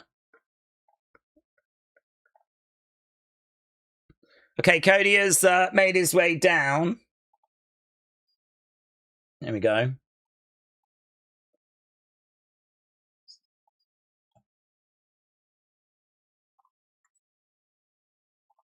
This is from footage that I don't know if this is doing the rounds or if this is Andy.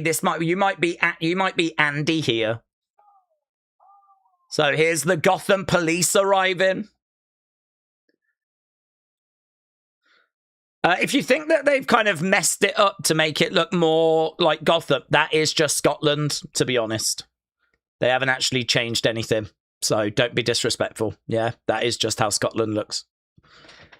You might be looking at like the bin bag in the bottom bit here. That is just Scotland. So, but Andy, thank you.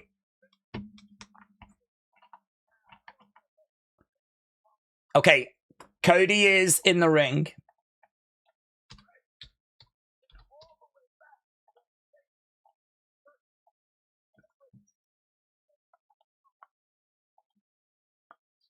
$15.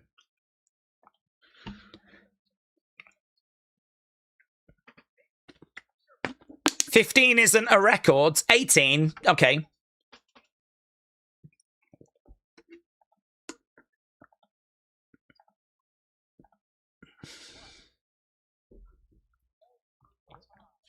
Every time.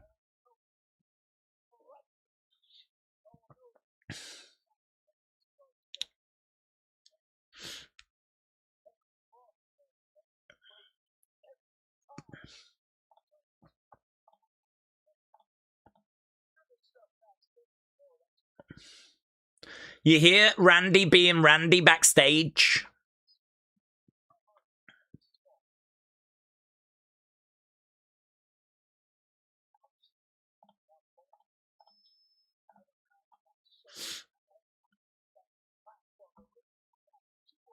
You got do-overs?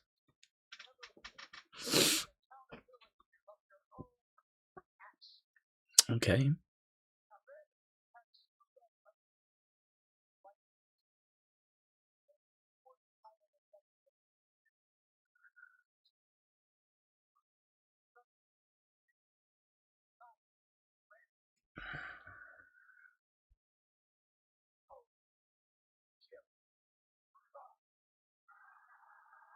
Did he just say it won't be Randy beating Randy? Did he mess that line up? At Sunday night's main event, it won't be Randy beating... Or did he say Cody and I just misheard? It sounded like he said Randy beating Randy, and I was like, what does that mean? He lost me at the end. It might have made sense, but it lost me at the end. Randy making his way down. It will not be Randy beating Randy, said Willow. Yeah, to be honest, that's true. I mean, he wasn't lying. It ain't going to be Randy beating Randy at Sunday night's main event. Cody is in the ring then as Randy is making his way down. Randy on the outside. I don't think that was... I mean, it felt okay. I don't know that...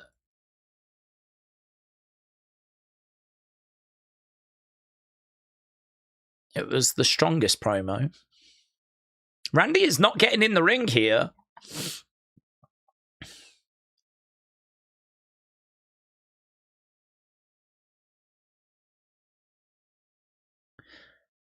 Okay.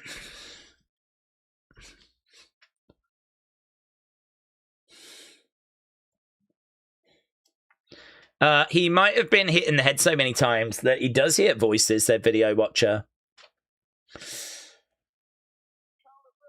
Accountability? You want to talk accountability? Yeah. Okay. Randy admitting that he made bad decisions. Is that a kid in the crowd with the sign? He's actually standing on the steps.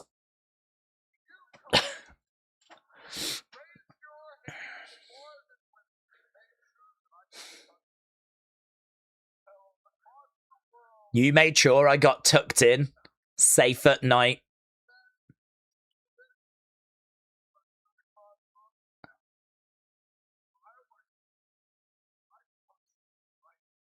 If I was you, I would punch me right in the face. Yeah, he can't. He can't.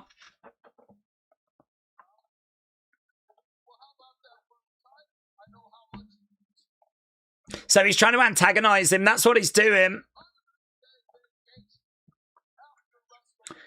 Basically saying I needed a lackey. I needed someone to tuck me in at night. You were there to do it. How about the title? I came back and made sure you didn't win it.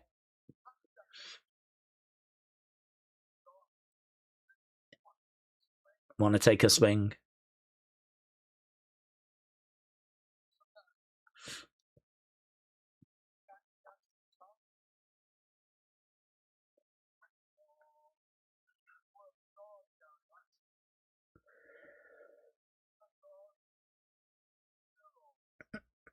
Pharaoh.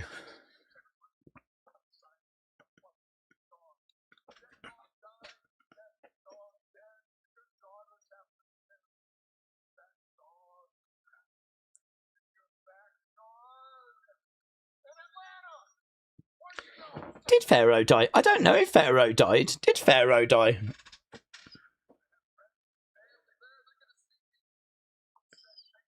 Did I know that Pharaoh had died?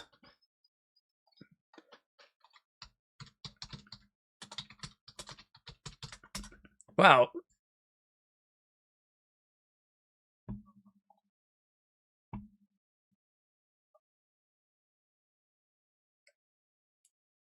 Did he die? He did. I don't think I knew that.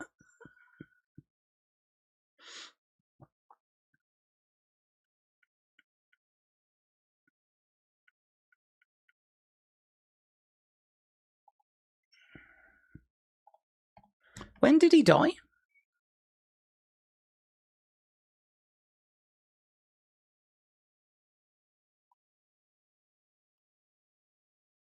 Oh, what about that trashy wife of yours? Is she going to be there? So he's trying to antagonize him. R.I.P. Pharaoh. I didn't know he had died, said Opala. No, I can't. I'm distracted because I'm really trying to think, like, did I know this? Was it in an unseen and I've just forgot? When was it announced? When did it happen? Where...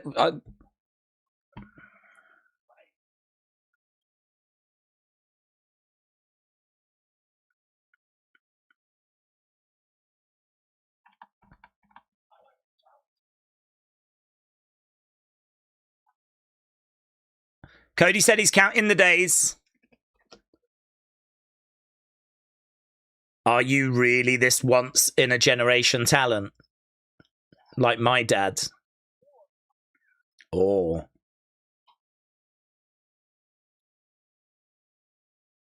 Oh, that's... Oh, my God. Are you a once in a generation talent like my dad? Or a screw-up like yours was? That's a great line. Look at that. He's got Randy. He's turned the tables on Randy there. Randy's just spent ages trying to wind up Cody.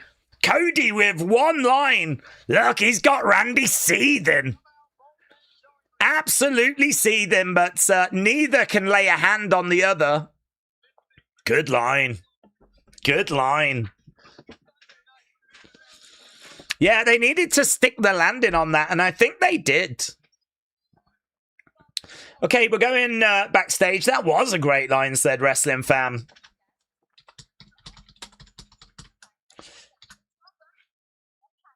Oh, here's Tatum.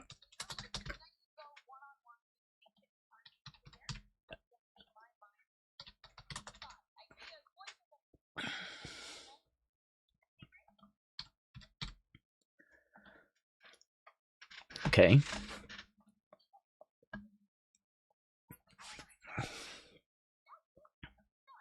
Whatever she's just said to Jackie has freaked Jackie out. Here's Charlotte and Alexa.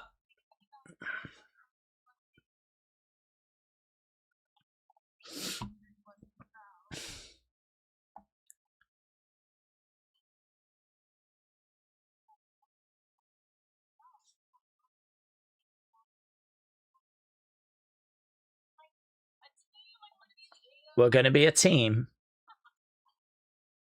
Okay, Sunday night's main event.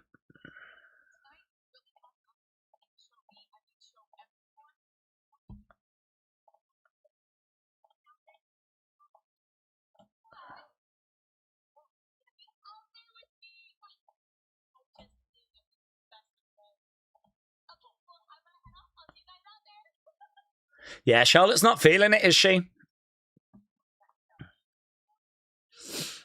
Okay, Tatum is going to be in action after the break against Michin. And Charlotte is uncomfortable, shall we say. Okay. Two of my favourite female wrestlers going one-on-one, said Nether. Cody said in an interview that he was talking about their final walk together, said Big Migs. Do we know when this happened? Because this honestly is news to me. I'm very, very sorry to hear the news, of course. It started a bit slow, but it is picking up, said Andrew. Commercial break, thank you. I have got it on pause. Daze Pharaoh's not dead, said Robbie. Okay. Randy just brought up Pharaoh, the dog. Did your daughters have to bury that dog deep in your backyards? What would that be about if the dog's not... What would that line be about then? I think he was very much implying that he was dead. Cody's dog isn't dead. Pharaoh is alive. He just doesn't travel with them anymore. So then why was Randy asking, did your daughters have to bury the dog deep in the backyard in Atlanta where we're going to be?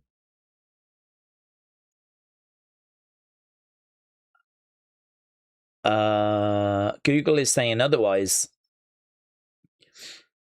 Daze, are you doing AAA and NXT on Sunday, said Jeremy. Yes, we are. Trying to be dramatic. Doesn't make sense, though, does it?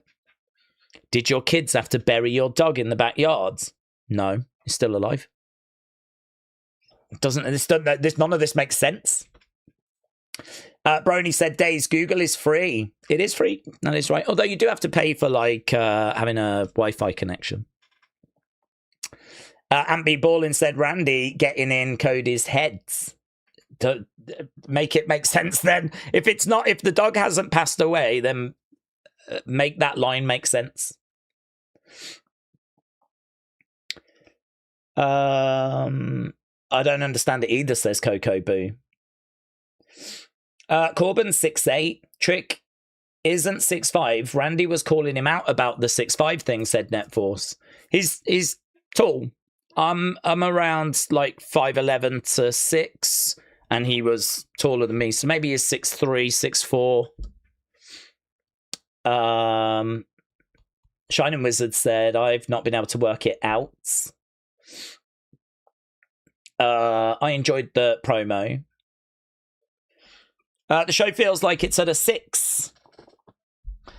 That line was so great, it surprised me.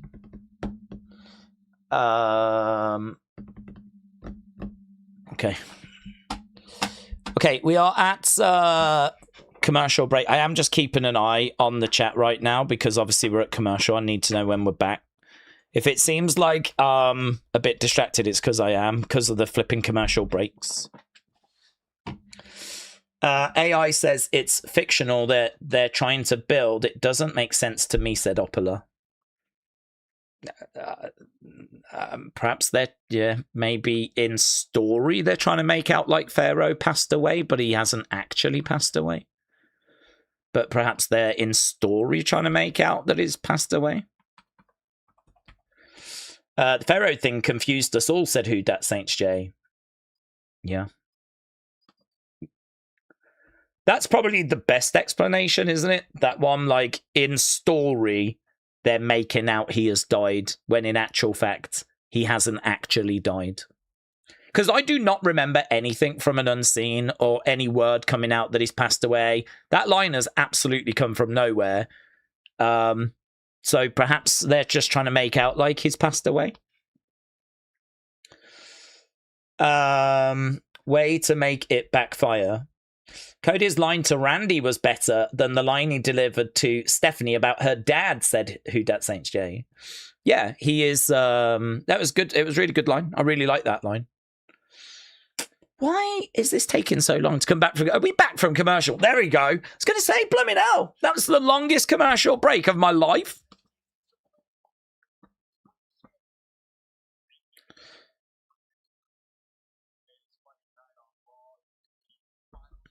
Okay, we got Byron with Ray Phoenix.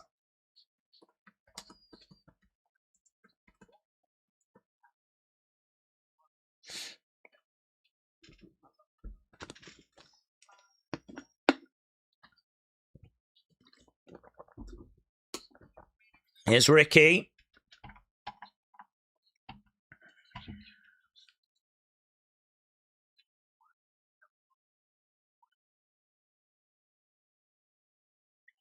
Let's skip to the part we all know. You're going to lose that tournament.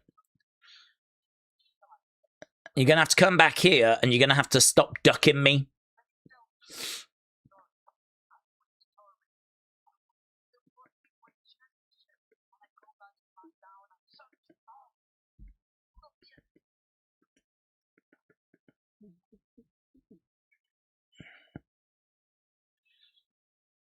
Okay.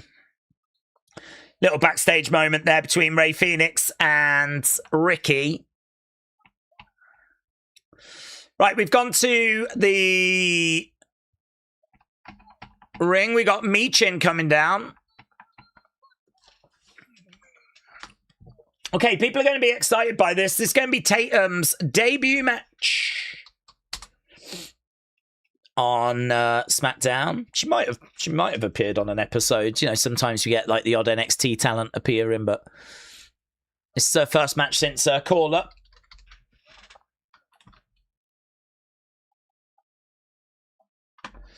Tatum, Michin. Okay, we're going to end that segment.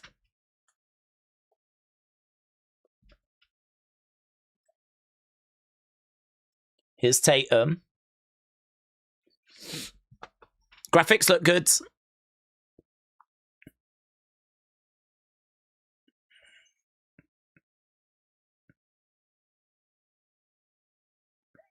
Is the music?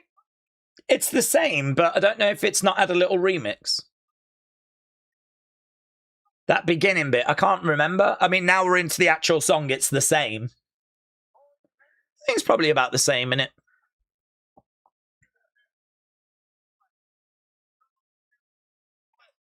Okay, Tatum making her way down, so it doesn't seem like she's been Def Rebelled. I couldn't quite tell at the beginning if there'd been a little altercation, a little alteration at the start, but certainly the bulk of this song is the same as what she had in NXT, if not all of it.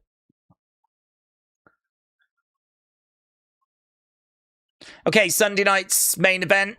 Jade and Michin and B-Fab taking on Charlotte, Alexa, and Tatum.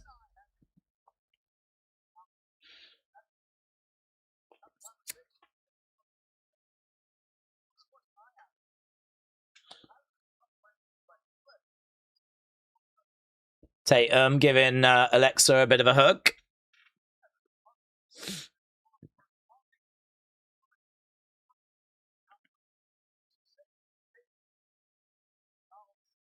Jade Cargill is better than rice and peas. I swear that's what that sign just said. Jade Cargill is better than rice and peas.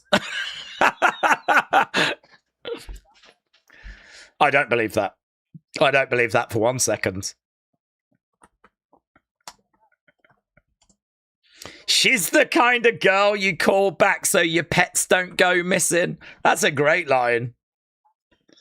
That's a great line. She's the kind of girl you call back so your pets don't go missing. Right now, we've got Tatum in control against Michin. We are 20 minutes into the second hour already. I mean, I will say the show's gone pretty quick. Okay, against the ropes. Leapfrog there by Tatum. She goes down. Oh, Michin against that. Was nice by Michin. Look at that by Tatum, how she kind of like turns over. That was kind of cool. Michin obviously got a lot of experience. Kind of forget how good she can be because she's in this baddie role. Jumps to the outsides. Mia Yim fan here, but I am also a huge fan of Tatum, said Willow. I don't know who to root for. Sunny, shout out to you. Said, I'm seeing my mom tomorrow. She's going to come to visit me. Oh, that's cool. Robbie said, Daze, just to clear up some confusion, they had a second dog that passed away, which Brandy tweeted about, but it wasn't Pharaoh.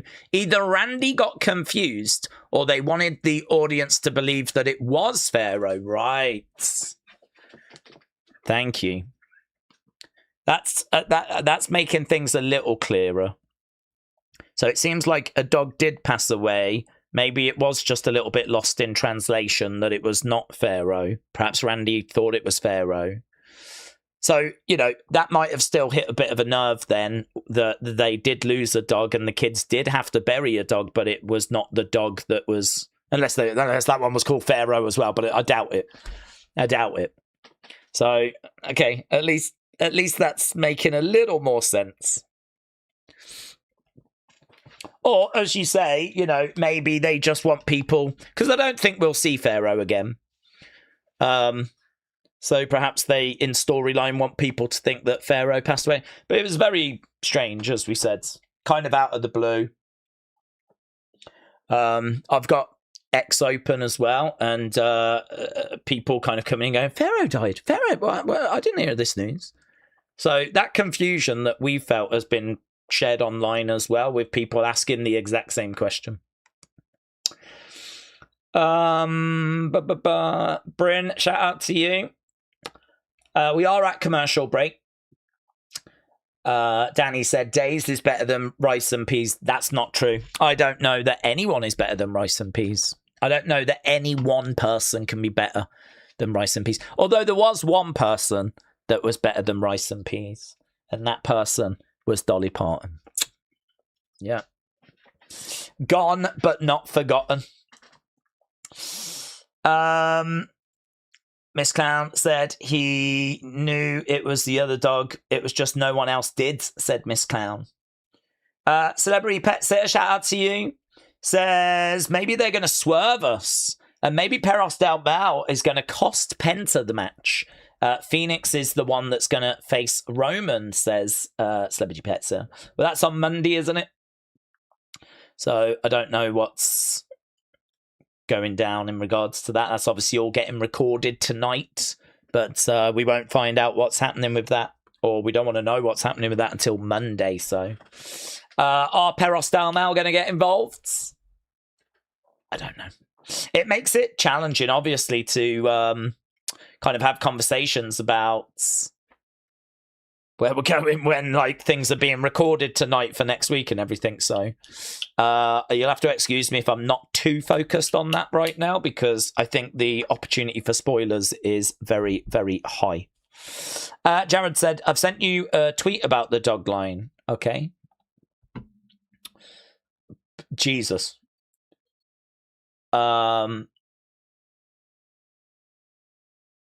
Randy asked about Pharaoh as a psychological mind game. He was trying to provoke Cody into taking a physical swing at him. Yes. The line was meant to be malicious. Yes. The non-physical thing. Yes. Pharaoh's beloved status.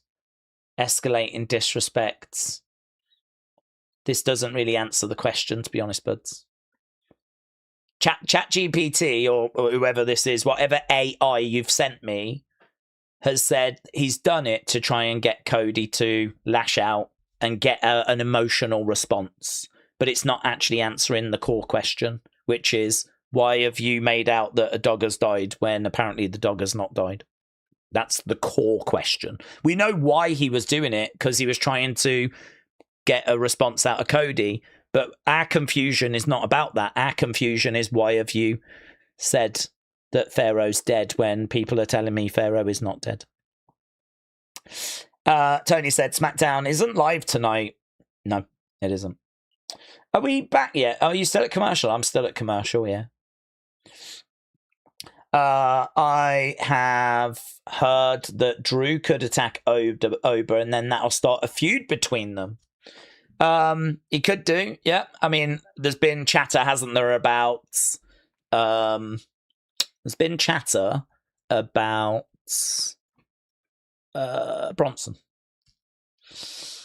So could I just hope we don't get any outside interference. It's not what I'm looking for. You're in commercial. I am, yeah, and it sucks. When we're in commercial, I'm so distracted because I'm trying to have conversations, but equally, the second we go back, I need to know. So I'm trying to have conversations, but equally, I'm like a hawk, just fixated on the chat. Trini, hello. Hope you're doing well. When is Seth coming back? Don't know. We haven't seen him, have we? Since God, when was it? Is it since SummerSlam? Since his loss to Roman? Do we think La Catalina could win on Sunday? Well, she would be my favourite. She would be the one I would expect to win, yes. Back. There we go. Thank you. We're back. Okay, 35 minutes left. That's all we've got left. All we've got left. Okay, there's a couple of super chats which I've missed as well, which I do need to get to. I will get to those. They've snuck past me. Fear not, Mr. Full D and Camden. They are on my radar. Right, we are back in the ring then with Michin. She's in control. Walking around. I don't know what that was for. We just did a bit of a lap. She's tying up the legs, looking for a bow and arrow. And right now, she's got Tatum stretched out. Knees in the back. Oh, wow. Tatum manages to turn that into a pin. Tatum in the corner. Michin charging in. Tatum moves. Crowd are chanting Tatum. Tatum getting a bit of support from the fans, which is good. Roll up. 1, 2, Tatum, no joy. Michin back up on her feet, grabs the leg of Tatum. Tatum with a super kick. Michin, nice sell. She goes down. Tatum struggling a little bit here. She's back over against the ropes. Going back to the corner, charging in. Down goes Michin. And again. Underneath. Big kick. Enziguri. Tatum on her knees, looking out to the crowd, getting back up to her feet. Against the ropes, changing direction. Yeah, I don't think she quite knew where Michin was then. She hit the rope, saw she was there. She had to sort of change direction. It's fine. Tatum on the outside, getting back into the ring. Kick coming in, gets caught there by Michin, who picks up Tatum. Powerbomb. She's grabbing her again. Michin picking up Tatum. No joy. It's going to get reversed. Big back body drop. Michin goes down. Tatum. Kick coming in. Michin goes down. Cemetery drive. Bang. Ugh. Michin didn't take it. Brilliant. She kind of had her arm a little bit caught in the way, but Cemetery Drive gets the victory for Tatum. It's fine.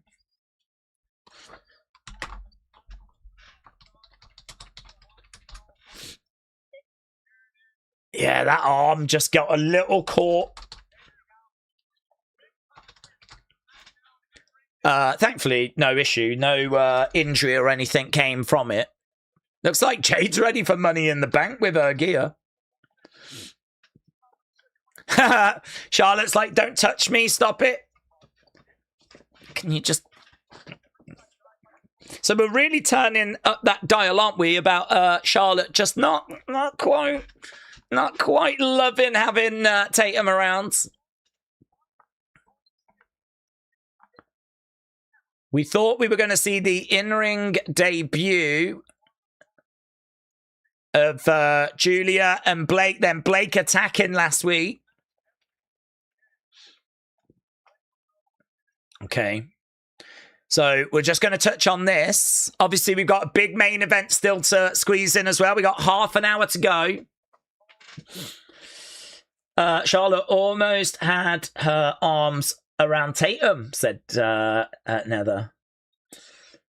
Ultimate superfan of Alexa Bliss was happy.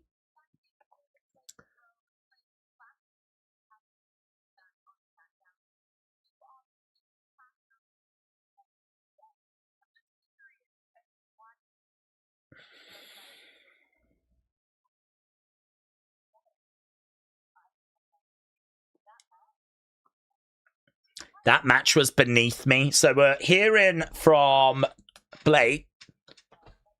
That match was beneath me.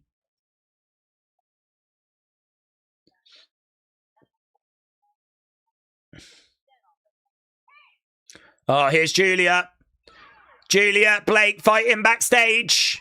Blake into shut up. Big boot. Well, she's certainly not got rid of her Julia problem. Blake down. Okay, here's Kevin.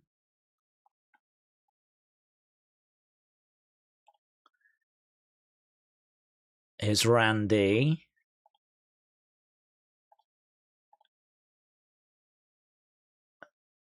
You were right about Cody. Do you remember how many times I told you?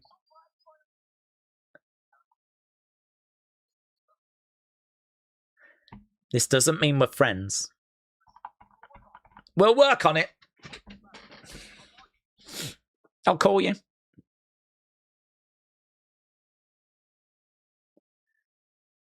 Okay. You were right about Cody, but this does not mean we're friends.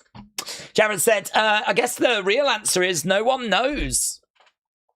I just think it's a little bit of a weird one, you know? It's a bit of a weird one. There's going to be a few thoughts and theories on it. Yeah. I think there's a couple of things that I feel it could be. I think, you know, as Robbie said, they lost a dog. So has Randy just got a bit confused and, you know, kind of made a mistake? Or are they trying to just, you know, Pharaoh is getting on. He ain't going to be at the shows. We're never going to see him again. Let's make out that he passed away and we're going to use it. The reason why that one struggles to land is because we live in a world and a time where we know everything, you know? We know when dogs pass away and everything because social media messages come out, word comes out. So, you know, the fact we hadn't heard anything just made a lot of people go, really? What? Is that... When's that happened? Like, I genuinely couldn't recall hearing the news. And I've done a lot of unseens. I know we haven't done any unseens for, you know, a couple of months now, but... So if he passed away recently, it could have snuck past me, but if he passed away before that, I'm sure I would have known. And that was not something that I knew. So that's why, you know, there was confusion in our community. There was confusion online. It'll definitely get mentioned in the breakdown. I mean, we got to talk about it because anyone that's been watching this episode that for some reason may not have joined us, you know, they're probably going to be confused as well. They're probably going to be sat at home not knowing, did he die? What the hell's going on? So amazingly, it's become one of the bigger talking points coming out of this show, is that line, which I think is a bit of a shame because, I mean, it was a bit of a nothing line, and it's even more of a nothing line now that we know that Pharaoh, or we believe Pharaoh, hasn't passed away. So, yeah, I'm sort of ready to move on from it, but we'll talk about it in the breakdown because I think I can see the confusion online about it. Camden said, Daze, something I've been wondering is when GTA 6 drops, do we think WWE's viewership will decline? Could it have an impact? I think it will have an impact, yes. It's very hard to say what the impact's going to be, but, you know, it's going to be one of the biggest entertainment releases, and it's not like a film where you can just go and see it a couple of hours later, done. This is a game that's going to take like 100 hours of your time. You know, this is a game that is... you know, people are going to want to, you know, really get stuck into. And I can see that, you know, are people going to watch Smackdown, Raw and, you know, play the game after? Yeah, some will. But it's a lot of those casual fans that are flicking the channel and watching a show, or, you know, people that are just going to go, do you know what? I'll just read the results. Smackdown or Raw hasn't been that great. I'd much rather put time into GTA. Yes, I do. I do think it's going to have an impact. Don't know the percentage. It might be 5%, 10%. I don't think it's 50% or anything crazy like that. But, you know, even a 5%, 10% decrease is still noteworthy. So, yes, I do. I don't think it's a crazy thing to say at all. It's the biggest entertainment release of all time. It's going to have an impact. It's got to have an impact. Mr. Full D said, back at Backlash 2026, John revealed the Cena Classic. What happened to that, said Mr. Full D. Yeah, it's been a big talking point, honestly, amongst fans wanting to know what's happening with that. And the bottom line is that it's going to be later this year. Word was December. You know, he told us about an event that they were working on, but they hadn't finalized it and they hadn't worked out a date. But the latest word was that it was going to be December. I don't know how the Perth news is going to interfere.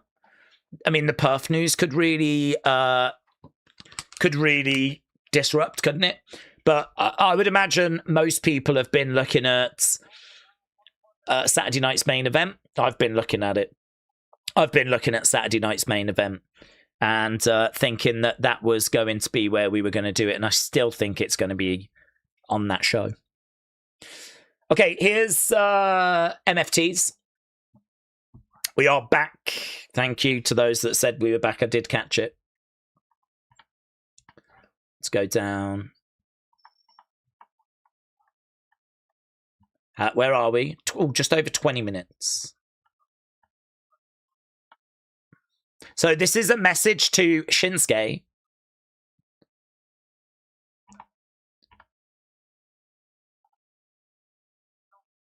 Kyoki.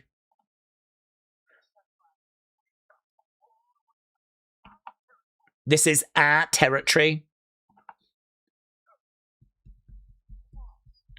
We must not underestimate our enemies. It is great having Haku around.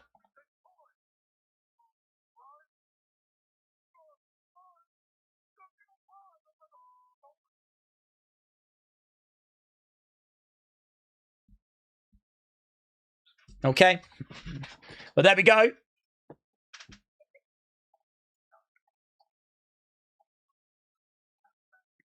We got Damien and we got R-Truth. This summer was incredible. Is this the end of the team?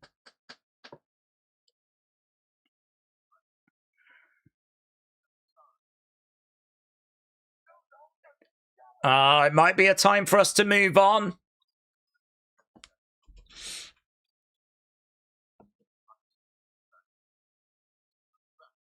I've still got you back. Here we go. It looks like Damien and R-Truth might be done.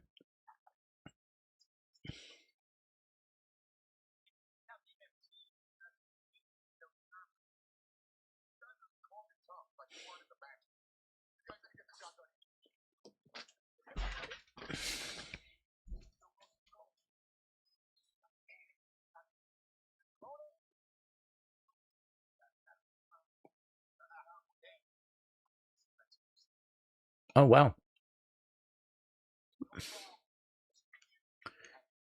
Is this going to be at Triple Mania? Mexico City? See you in Mexico. One more ride.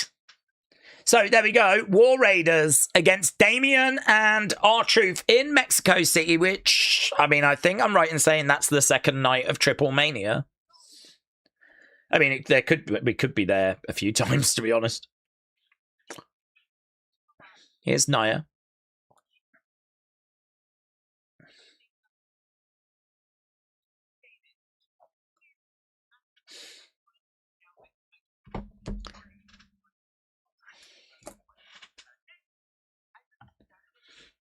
I've been screwed too many times.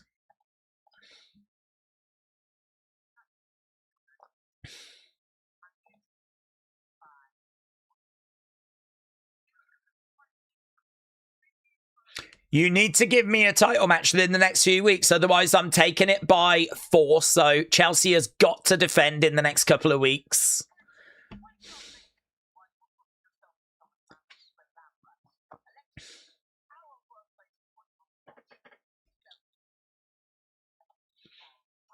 You're toxic.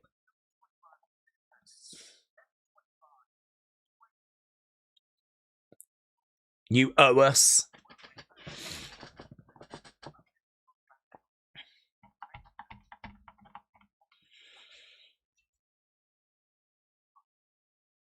Kyoki.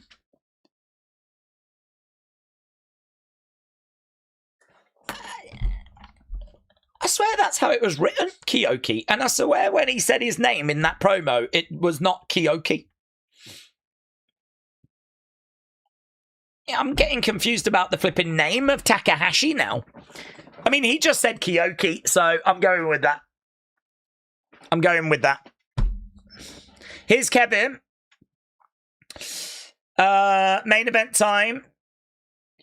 High chance that Vice to debut in Mexico City, said yes. Well, it was on the graphic, I think, wasn't it? Do we think that before his career is over, Damien gets another title run? World title run? I would think so. I would think so. Okay. This is basically the same match at SummerSlam, just minus Sammy. I'm really hoping we get something good. Because, to be honest, I haven't really got a thumbnail at the moment. I can't wait for next Friday, Takahashi's in-ring debut. For me, it seems like Charlotte is going to fit that role Natty should have been in it for a few years, like a gatekeeper, said Who Dat Saints J. Jeremy said 100% Sammy's getting involved in this. Well, he hasn't made his presence felt yet, has he? So I think there is a good chance.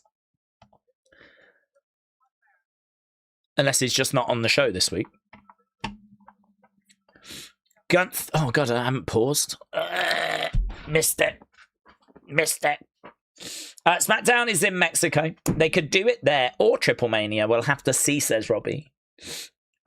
Should we just call him Takahashi, said Who Dat Saints J. Well, I heard Kyoki. That's what I have just heard. So, that's where I am. I don't care what's been said. I don't care where we've been. I don't care what's happened. I just heard Kyoki. That's it. That's all I need. GTA 3 is still the best GTA, said Austin. Smackdown. Oh, we read that one. What happened to Danhausen's monster, said Black Onyx. I have no idea. It's like we dropped the idea. Although he does still appear sometimes in his lab. But that's more on... Is that more Raw? I don't know. We haven't really done much with that at all, have we? So I don't know if it's been dropped or if it's just on hold. I'm honestly not sure. Where is Johnny, said Street Fighter Ingrid. I haven't seen him this week. I don't think we saw him last week either. Bishop said, what's the AAA card for Sunday? Off the top of my head, I don't know. I know there's a gauntlet match that's going down with the women. But, yeah, I honestly have not looked into the AAA cards. We can have a quick look whilst we're at commercial break.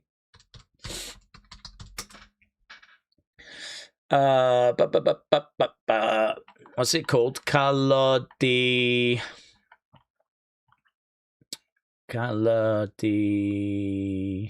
whatever. Yeats. MF's spoiling next week on Twitter, says Nathan. Yeah, be careful of that. Be careful of that. There's going to be lots of that around. Okay. I don't think these are going to be spoilers, are they? Because this is happening on Sunday. So we got War Raiders against Los Americanos. We've got El Carnicero versus TBA. That's that new guy, isn't it? We've got La Parca against El Fiscal, against Dr. Wagner Jr., against Damian Priest in a four-way for the Latin American Championship. Mini Vikingo against Nathan Frazier against Jack Cartwheel. There was a lot of excitement around that. That's a triple threat for the Cruiserweight Championship. And then we've got Perros Dalmau against Dragon Lee and the Lucha Bros. So, 6 matches. There's also the Gauntlet. So, there's quite a bit going down. Doesn't feel like it's obviously as big as what Triple Mania is going to be. We don't have like the big championship being defended. But there's still plenty of stars on the show. Probably more excited for NXT on Sunday, to be honest. I think the matches feel bigger, more important. The AAA show feels a little bit like the calm before the storm being Triple Mania that's coming. That's where the fireworks are really going to be set off. This, I suppose, is like Fastlane. They've got their WrestleMania coming up soon, and this is their Fastlane. That's how I would look at the AAA show. Danhausen's monster was the one who attacked Jacob, said Shining Wizards. Oda de Cala means heatwave in Spanish. So both shows are called Heatwave, said Robbie. We're back, says Sean, thank you. We're back. We are back. I came on here to talk about my problems. But Liberty City Stories is the best GTA, said my right. I didn't know where your comment was going there. I came here to talk about something else, but I can't ignore what Austin said. Liberty City Stories is the best GTA. Okay, here comes Finn, making his way down to the ring. Da-da-da-da. Sammy's absence has been looming over this show since he failed to appear in the Open, said Sean. Well, they love outside interference, so I wouldn't rule it out. But main event coming up, we got 12 minutes. That's all we've got, 12 minutes.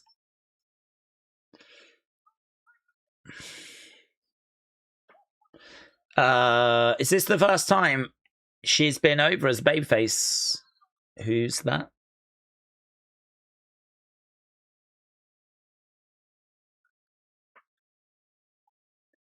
No, GTA 3 Days is better.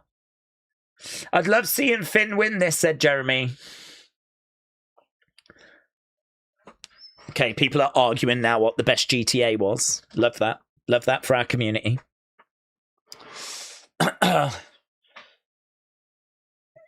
Okay, yeah, I was wondering why this was taking so long. We've got like 10 minutes and Balor's here doing all the... It's like, get on with it. We are underway. Shots coming in there by Kevin. Gunther attacking Balor. Balor going, falling to the outside. Kicks coming in there by Kevin. Big boot there by Gunther.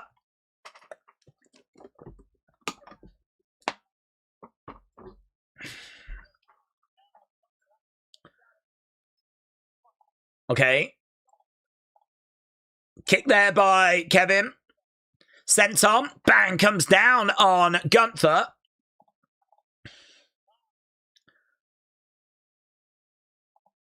Kevin. Swanton. Going for the pin. 1, 2. Oh, no. Finn Balor makes the save. Yeah, big thank you to everyone that's joined us tonight. I think the fact this was a tape show, you always go into it a bit like, oh man, I just don't know. I don't know how many people are going to be around. So it's kind of cool that even with spoilers and a tape show and obviously the annoyance of pausing with commercials that, we're still able to do a normal stream. So it is appreciated. So big shout out to everyone that's joined us. We are back again, obviously, on Sunday. We're back on Monday as well. We've got around about 10 minutes left of this, so we can get stuck into this match now. Probably got another commercial break, haven't we, before we wrap it up as Finn Balor rolls up Gunther, goes for the cover, and kick out there by Gunther. Chop coming in there by Gunther was quite heavy. Gunther in control, standing over Balor. Kevin Owens is on the outside. Gunther picking up Balor. Balor landed on his feet. Gunther charging over, spills over that top rope, goes to the outside. Finn, look at Balor, man. He's absolutely shredded. You could grate cheese on those abs. Sleeper hold is in there by Gunther. Gunther goes to the outsides. Balor against the ropes. Big air comes down on Gunther. It's probably going to be a commercial spot, that, innit? His chest is already red raw, Balor. Already he's got marks all over. Austin said, I'm the king of spoilers. Stone Cold's going to give a stunner to Owens. Shawn Michaels is going to tag himself in and win the match. Austin, please keep spoilers out of the chat. Jim, appreciate it. Dad Stuff said the best GTA was totally Chamber of Secrets. Grand Theft Auto 1 and 2 were both from Overheards. Do you mean over underrated, maybe? People don't really talk about the first ones when they were like, you know, that kind of top down. Still a lot of fun to be had with those. Corey said, I have one giant one giant ab that you could grate cheese on. Corey, that sounds dirty. That sounds dirty. I don't even think you meant for it to be dirty, but it feels dirty. We're at picture in picture. Yeah, I've got to pause it. We've learnt in the past that picture in picture doesn't really work for us. Austin, you forgot about Dean Ambrose giving a shoot promo at the end about Avery Styles. Smackdown in the 2000s was taped. They were awesome, said Daniel. Kaz, hello. Hello. Hope you're doing well, my friends. Lovely to see you. Opola said, is it bad? I don't remember GTA 3. No, not really. I mean, it's been massively overshadowed by San Andreas and Vice City and GTA 4, GTA 5. I mean, GTA 3 now is... I mean, that was the first one where it went 3D and you could, like, you know, see the character from that perspective. It was a you know, mind-blowing thing at the time, but a lot of people might say, maybe not Austin, but they might say that they've improved on that since. I do agree, Vice City is special. I do agree, Vice City is special. SB Griller said, I don't even know if that's PG. GTA London was the first one and the last one based to be on the UK, said Andrew. Street Fighter Ingrid says, Spider-Man video games are better. Are they? Are they? That's a hot take. Spider-Man video games are better than GTA. That feels like a hot take. Why are we talking about an overrated video game franchise, said Willow. It's just where we are. It's just where we've ended up. We're back. Don't worry, we're back. Opola said, are you going to get GTA 6? I'm not, but no. No, it's too big for me. It's more than I can handle. I cannot deal with something on that size. I'm the kind of guy that likes something a little bit smaller, something a little bit more comfortable to deal with, yeah? Something a bit more easier to handle, right? I can't deal with something on that size. So, no, not for me. Not for me. Bala, going to the outsides. Daniel said this. I was waiting for it, Daniel. You're the first one to get it in there. That's what she said. Yes. Yes. That's what she said. Stomp coming in there by Balor. Kevin collides into Gunther, collides into Finn. Nathan said, I love classic NES games. I'd go a little later than that. I'd go Mega Drive, PS1, N64 kind of area. But, yeah, I'm more into that. Balor on the outsides. Climbing up. Kevin grabbing the leg there of Balor. Shot coming in there by Kevin. Sometimes I don't get Cody, says T-Khan. He's basically Surfer Sting with the look. Oh, I love Surfer Sting. That was my favourite version of Sting. Short arm clothesline there by Gunther. Chop coming in there. Balor goes down. Gunther grabbing Kevin. Right now he's got Kevin down. Sega Dreamcast was awesome. Do you know, I never really played that much Word Live Cena Fam. I feel like I really missed out on that console. Coup de grace to Kevin, who that breaks the holds. Gunther picks up Finn. We're getting to the business end here. Bang! Gunther down. Finn Balor in control. Finn Balor charging in. Gunther's going to be in the drop zone. Balor climbing up. Looking for coup de grace. Connects. 1, 2. Sammy! It is Sammy! Oh, I think Balor... I don't know that he had it in that moment. I don't know that he had it. I mean, there was no movement from Gunther, but... Oh, he hits an official! Sammy hits an official! Blimey, now there's going to be repercussions for that, isn't there? Look, Kevin goes for the pin.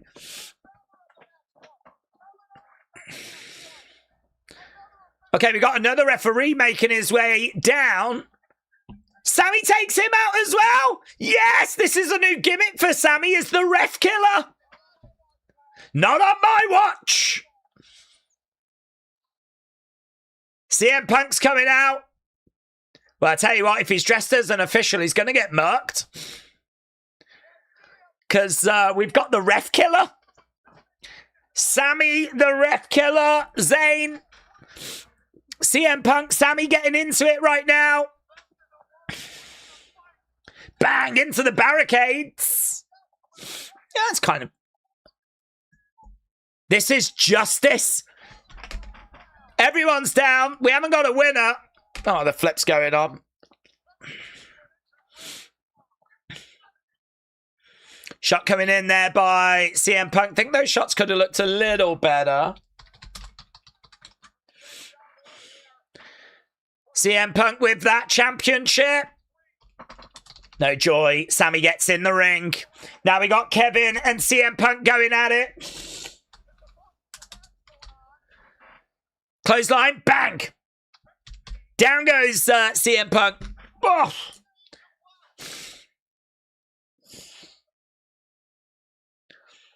Boos again. Balor goes down. Sammy, go away, says Britt. Gunther on Sammy. Cheer for Gunther. Gunther's getting cheers over Sammy. Yeah, everyone's down at the moment, apart from CM Punk, who's in position to be clobbered.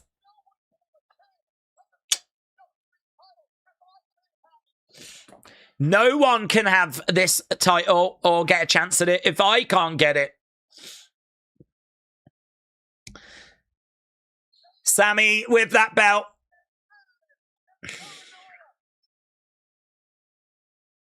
Justice. If I can't have it, no one gets it. I kind of like it. No one's having this. That's how it's going to work round here, says Sammy, as the show comes to an end. The show comes to an end. Sammy making it very clear. No one's getting this unless I get justice. He's gone full-blown vigilante. He's taken the law into his own hands. He's marking the officials. He's laying them out. My way or the highway. He's turned into Fred Durst. This time, Mama, let him all come out. I'm going to do things my way. It's my way. My way or the highway. That's what Sammy is. That's my impression of Sami Zayn. Sammy takes everyone out and stands tall right at the end of the show. I actually kind of like that ending. I'm not a fan of like outside interference and all these shenanigans, but I think there is a reason for it sort of here with no, if I'm not getting the opportunity, no one's getting it. What didn't make sense last week with Sammy getting involved in Kevin and Punk, right? And yes, we are going back to that. Is Sammy had spoken backstage to them and had made it clear that he was, kind of not happy for the match to go ahead, but, he was like, willing to allow it to go ahead. And when he did get involved, he only got involved to help Kevin win. So he wasn't trying to disrupt the match last week. He didn't have this mindset last week of, if I'm not in the match, then no one's having a match, right? That's obviously a slight development since last week. So, he's in this mindset now of, right, well, I've murked everyone. I don't have any friends. I got nothing to lose. So now no one's getting this championship match unless I get my justice. So, yeah, interesting. I don't mind the finish here. Let's see where we go from here. Obviously, people are going to know because next week's SmackDown is being recorded tonight. So be aware there are spoilers that are going to be doing the rounds. Good luck staying away from them. I think it's going to be difficult, but yeah, fine. It was a tape show, not amazing, but I'll take it. What do we think of a Fatal 5-Way where we have like Finn and Sammy and Gunther and Punk? And the only thing I'd say about that is I would just need it to be explained as to why we're punishing CM Punk. Because obviously CM Punk as champion is in a massive, massive disadvantage if he's put into a 5-way. It has been mentioned before, though, that if you do that match and you make it elimination, that could be interesting. So that way, if Punk's on the outside and he's got two people beating him up and then someone pins someone in the ring, he loses his belt. It's not very fair, is it, right? Punk's at a massive disadvantage in that match. So, but if it's someone in the ring gets pinned, they're now eliminated. Well, Punk's still in the match, isn't he? He's in the match until someone pins him or submits him. It's a little fairer. And then that way, if you are pinned or you're submitted, you're out, I would be down for that. I'd be down for that. Get all 5 guys in the match, and if you're pinned or submitted, you're eliminated. I suppose in a way it's just Elimination Chamber without the chamber. I mean, that's what we do in Elimination Chamber, isn't it? We have like 6 people, and you're in the match until you're pinned or submitted, and the match just keeps going. This would be, you could do this in the chamber, couldn't you? Actually, if Adam Pearce or Nick Aldis turned around and said, "How we're going to sort this? We're going to have the belt in Elimination Chamber. CM Punk as champion. You can come out last. You can be the last pod, and this way you're not actually eliminated until you are pinned or submitted." That, I think, would be better than just a Fatal 5-Way where the first person to win wins the title. I think at least that's a little fairer. I suppose the best thing you could do would be a Fatal 4-Way. Find the number 1 contender, have Sammy in this match, find the number 1 contender, and then that person goes on to fight for the title in a singles encounter.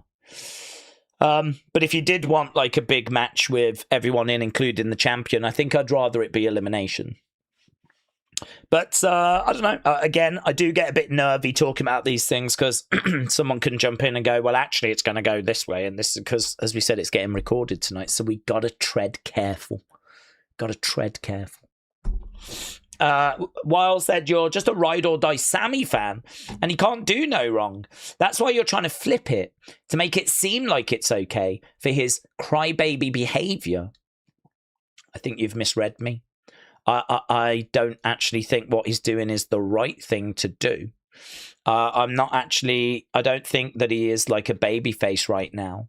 I don't think that he's doing a good thing for his character. I think he has turned heel, but I don't mind him getting involved in this match. I was really against him getting involved last week, so you portray me as a Sammy can't do no wrong type person, but I've been very critical of him being involved in last week's match because I just wanted that to be clean, and I don't think he should have been involved.